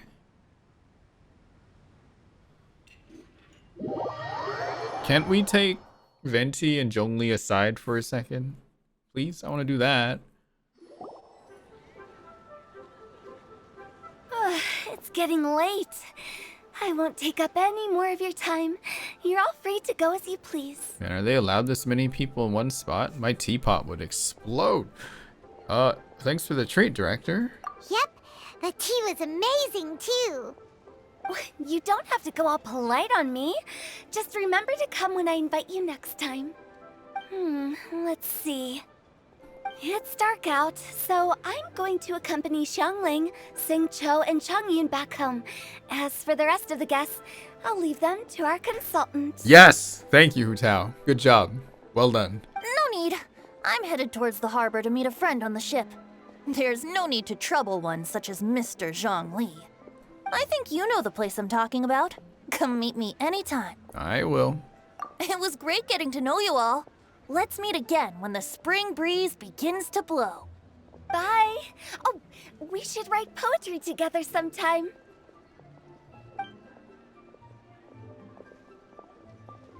We'll catch you all later then. Yeah. Don't forget to return to the parlor later. There's something I need you to do. Understood. See you later. Bye. Well then. Rex Lapis. Just Zhongli will do. I live as a mortal in Liu Harbor now. I am just one among many who begin work at sunrise and retire to rest at sundown. If we were to consider status and seniority as Zhongli, I should be respectfully referring to you as Adeptus Xiao. Heaven forbid. Adeptus Xiao. Let's stop teasing him. Adeptus Xiao. Not you too. I meant what I said. I heard that during the Lantern Rite music festival, you conferred with Streetward Rambler and Cloud Retainer. I take it as you've gained a lot more knowledge about the past? The same truth will sound different coming from different people. As more bear witness to a story, feelings and interpretations expand in variety too. I once had a pleasant chat about the past and present with a Sumeru scholar named Soraya, and learned a few things about her research topic. From the evidence she found and the conclusion she made, her area of research is already very close to the truth. But there are multiple sides to humans and gods alike. In the legends recorded by humans, some gods were depicted as arrogant and condescending, while others were kind and capable. But whether to me, Streetward Rambler, Cloud Retainer, or younger adepti such as Xiao and Ganyu, those adepti and gods that may seem extraordinary to humans are something more akin to close companions. This was as true back then as it is right now. Just how Xiao may seem unapproachable to most, but the Traveler has proved otherwise. So there's no need to dwell too much on certain things. Zhongli, what you're saying is... It looks like you understood what I meant. Ah. The director asked me to accompany you on your return, but I don't think you'll need my protection. I'll be taking a walk around and admiring the night scenery. After that, it'll be time for me to go back and meet up with the director. Goodbye for now. Bye, Zhongli! Everyone's gone now. Paimon always feels a little empty inside when a lively celebration ends. But at least you always stay by Paimon's side. No. Paimon got it mixed up. Paimon, the best and most distinguished travel guide, will always stay by your side, Traveler. I'm afraid there'll be a lot to ask of you in the future too, most distinguished Paimon. Good that you're aware of that. Xiao, is there anything else you want to do? We could take you on a tour of Liyue Harbor. No need. I've stayed here for much longer than I had expected. The city lights are a fine sight, but it's time for me to leave. The events of today occurred so abruptly. I appreciate your kindness. Feelings mutual. You don't have to thank me every time. Okay. I'll see you next time then. And off he goes. God. What an event. Alright, who should I see first? Oh, it's Guoba. Hey buddy. Oh, they're hanging out. The vegetables are fresh, and there are enough wheats and grains stocked up. I'll pass on the seafood. Oh, it's you. We meet again. Surprised to see me here? It's the director's orders. Xiangling worked all day and night at the restaurant during the festival, and didn't get to have any time to enjoy the festivities. The director sent me here to help out in the kitchen, so that Xiangling will have some time to herself. But with someone as hardworking as you around, there seems to be nothing much for me to do. It feels good seeing my old friend in the kitchen, fetching ingredients and lighting fires. Perhaps I should borrow Cloud Retainer's Supreme Cuisine machine to speed things up. You'd still prefer to make them by hand, but of course. Guoba's like, no air fryers here, man. I'm better than that. Gift from Scent of Spring. So look love you ever. Oh, and it's the Lantern Rite, but I don't really have much time to spare. Can't help it when the shop's so popular, you know? Otherwise. Huh. Anyway, why don't you feast your eyes on what's we got in the store? Who knows? You might chance upon some extra benefits. I mean, I'm just a slap of lipstick and a dab of makeup compared to those beauties. Wait, is this Of course, as you would expect, the real deal. You didn't know? They let us open our little hideaways, nothing to worry about. Just imagine the warmth of their bodies, the smoothness of their curves under your hands. Pretty as they are, you can't have them out and about. It's not appropriate. I have to get them baked for 12 hours before I can even open shop. Wait, did you just say baked? Of course. I mean, not as intensely as those other places, but once I've got them ready, they're just as good as anywhere else. All of our very best are as I described. Full and elegant bodies, thinner up top, but curvaceous further down. That's what everybody is asking for these days. The clients that I have come and pick their favorite, and then off they go. They're always so glowing and satisfied when they're done. Huh? Okay, now I need to get a move on and write my next song. Listen to you. You only just fulfilled one lifetime dream. Are you really thinking about your next goal already? Don't try to tell me you ain't the same way. I bet you've already thought up a name for your next opera, haven't you? You know me too well, Xinyan. The Adeptus Seeking Voyage. How does that sound? Oh, man! Yeah, I can already picture it. I've also got just the finishing line for it. I'll close with, and the celestial melody echoed through the clouds forevermore. Alright. Dvorak's here too? Where is he? Hey, there's two. Hello, Vlad, Nadia. I didn't know that you liked music so much. I'm so glad I invited you here. Thank you for inviting me. I've never had such a great time enjoying live music. I don't know much about music, but with the person beside with all these people around, it's been a great experience. That's great. You've always been a quiet person, so I was afraid you wouldn't like this kind of event. Looks like I should keep an eye out for more music festival like this in future. How nice. Magnificent!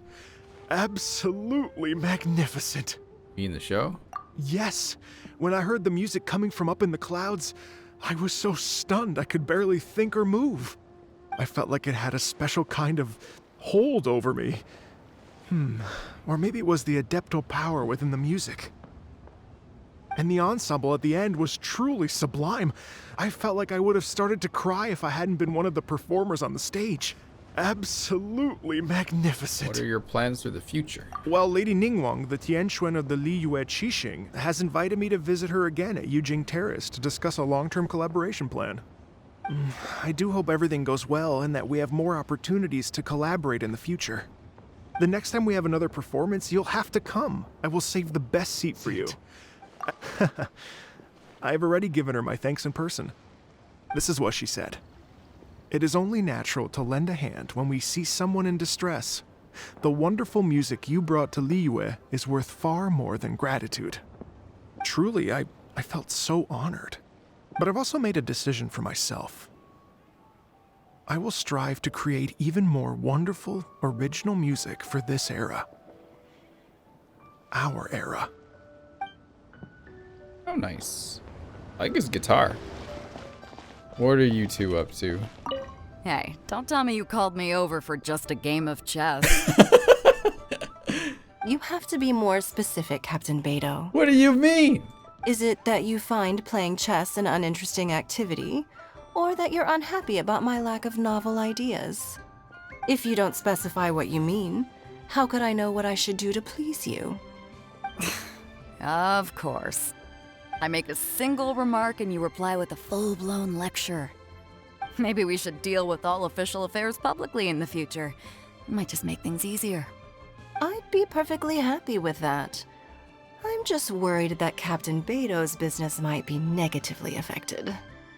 Don't give me that. That woman from Yenshang Tea House sometimes comes aboard to ask for information. She requested the fleet to import some goods, but how could I not know who she's actually working for? Oh, you sure know a lot, Captain Beidou. How about I ask her to come over? Or maybe we go straight to her tea house. With one more person around, we'll be able to have some variety in our chess game. What? I hope that would be less of a bore. What are you talking about? So, we're still gonna play chess after all. What the fuck? Hello? Huh? They are so gay, these two. I can't believe how gay they are. You just don't write something like that. Oh, okay. Alright, I need to get away. Well, well, well. The Lantern Rite celebrations are getting better by the year. Such wonderful music. Dr. Baizhu, I've brought the herbs. Who are they for? The singers. Performing at a music festival is very demanding. Using these herbs in good time will protect their voices from damage. Oh, that's why you were preparing them all night. I dared not neglect the Yuheng's request. Her messenger was quite insistent that it should take top priority. Let me double check again. This one is for... And that was it. Alright, who's next? Alright, fellow children. Xingqiu, you have to be honest. Hmm? Honest about what? How did you and Venti really meet? Why are you suddenly asking that? Aren't they book buddies? Yeah, we met a few times at a book convention. That's all. Oh, really? With that extraordinary demeanor and literary talent, he's definitely not just any bard. If he's someone that could hold his ground in a conversation with a consultant, he needs to at least be as talented as me. Perhaps you're overthinking this matter. Hu Tao, Xingqiu wouldn't lie to us. Okay. I'll tell you the truth. Huh? Xingqiu! I'm actually a fan of Venti's poetry. You all know that I love reading, and sometimes come across poetry from Mondstadt. Among those works, I admire the ones penned by Venti the most. Just as Hu Tao said, his artistry is the reflection of his personality, remarkable grace and exceptional literary talent. I guess Venti didn't tell you the whole truth back at the restaurant because he didn't want to embarrass me in front of everyone. He's such a considerate person. Yes, right. I can confirm that. When Xingqiu was busy with other things, he asked me to buy him poetry books in secret. I see. That didn't sound like too much of a big deal. You could have told us right away. Well, I'm telling you now, aren't I? Oh, so that's your story. Dad's like, that's friggin' bullshit. Forget it. Let's drop this topic. It's not often that the four of us are all together. What should we do next? Hide and seek, hopscotch, or some shopping? Since there's 4 of us, why don't we borrow a mahjong set? Huh. That's national team right there. Straight up. Oh. This is such a cool ship! Facing the sea breeze and gazing out at the soaring seagulls. Makes me want to sing out loud! Kazuha, how about I stay here and be the ship's resident bard? What are my prospects? With your level of artistic finesse, I'm sure nothing will go wrong. But I'm afraid the sailors aboard are not the most versed in the arts. They probably wouldn't understand the deeper meaning your poetry holds. You can't say that for sure. Poetry is spur-of-the-moment creations. Anyone viewing the same sights and experiencing the same atmosphere would surely understand. There's a port in Mondstadt too, but I rarely get the chance to board any of the ships. Speaking of ships, everything's perfect about this one, except... Kazuha, could you tell your captain that my height says nothing of my age? I'm way past drinking age. How often does one get to enjoy a seafood feast on a ship? It'll be a real shame if there isn't anything stronger to enhance the food. Pretty please? There's not much I can do about that. It's not because Captain Beidou's not on the ship right now, but because there's no room for negotiation on this matter. Even I have to sit in the no-drinking zone every time. But I don't get drunk after just a few sips. Trust me, I can hold my liquor really well. No drinking zone. No drink. Alright, Xiao. Yan Xiao just came up here with some almond tofu, but I haven't finished everything Xiangling gave me yet. You should try some too. I'm not as experienced in tasting mortal food as you, and I couldn't tell the difference. There must be many different stories to tell of the hustle and bustle of the mortal world, too. You can tell me, I will listen. Alright, he's having his tofu. That's nice. You're standing here by yourself. I'm so happy. And all the grandmas and grandpas in Qingce village had a great time too. Why Qingce? You mean, what am I doing here? Well, just now, I did a performance for everyone. Although I can't play an instrument anywhere near as well as Master, I can still sing. Even Granny Roshin said I did a great job. She also gave me some candies. Master's told me a lot of stories about the Adepti. There was Skybracer with the giant deer horns, and Sea Gazer who loved to collect treasure. Sometimes Master talks and talks for a long time, until her voice starts to sound sad.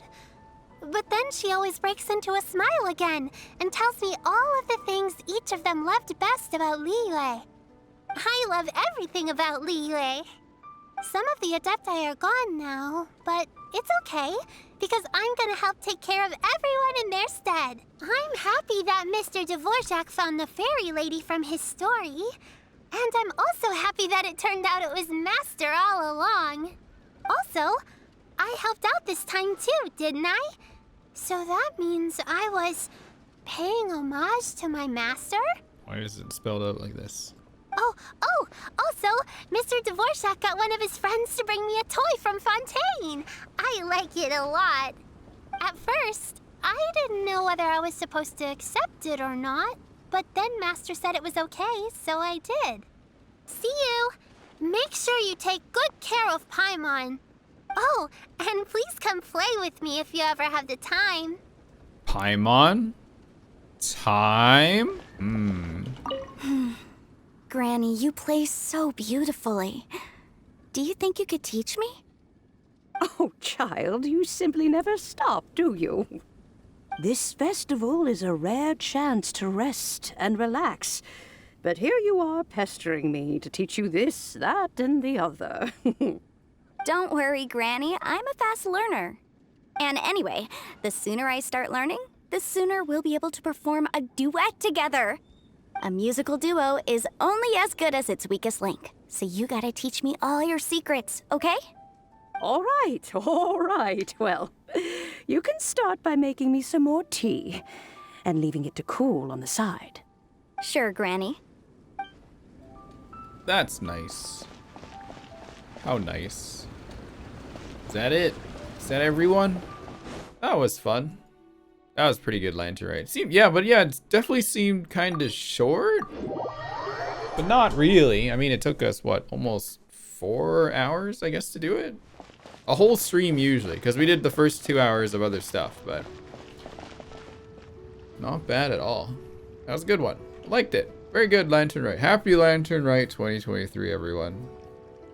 Say it back. Say it back. Happy Lantern Rite. Say it back.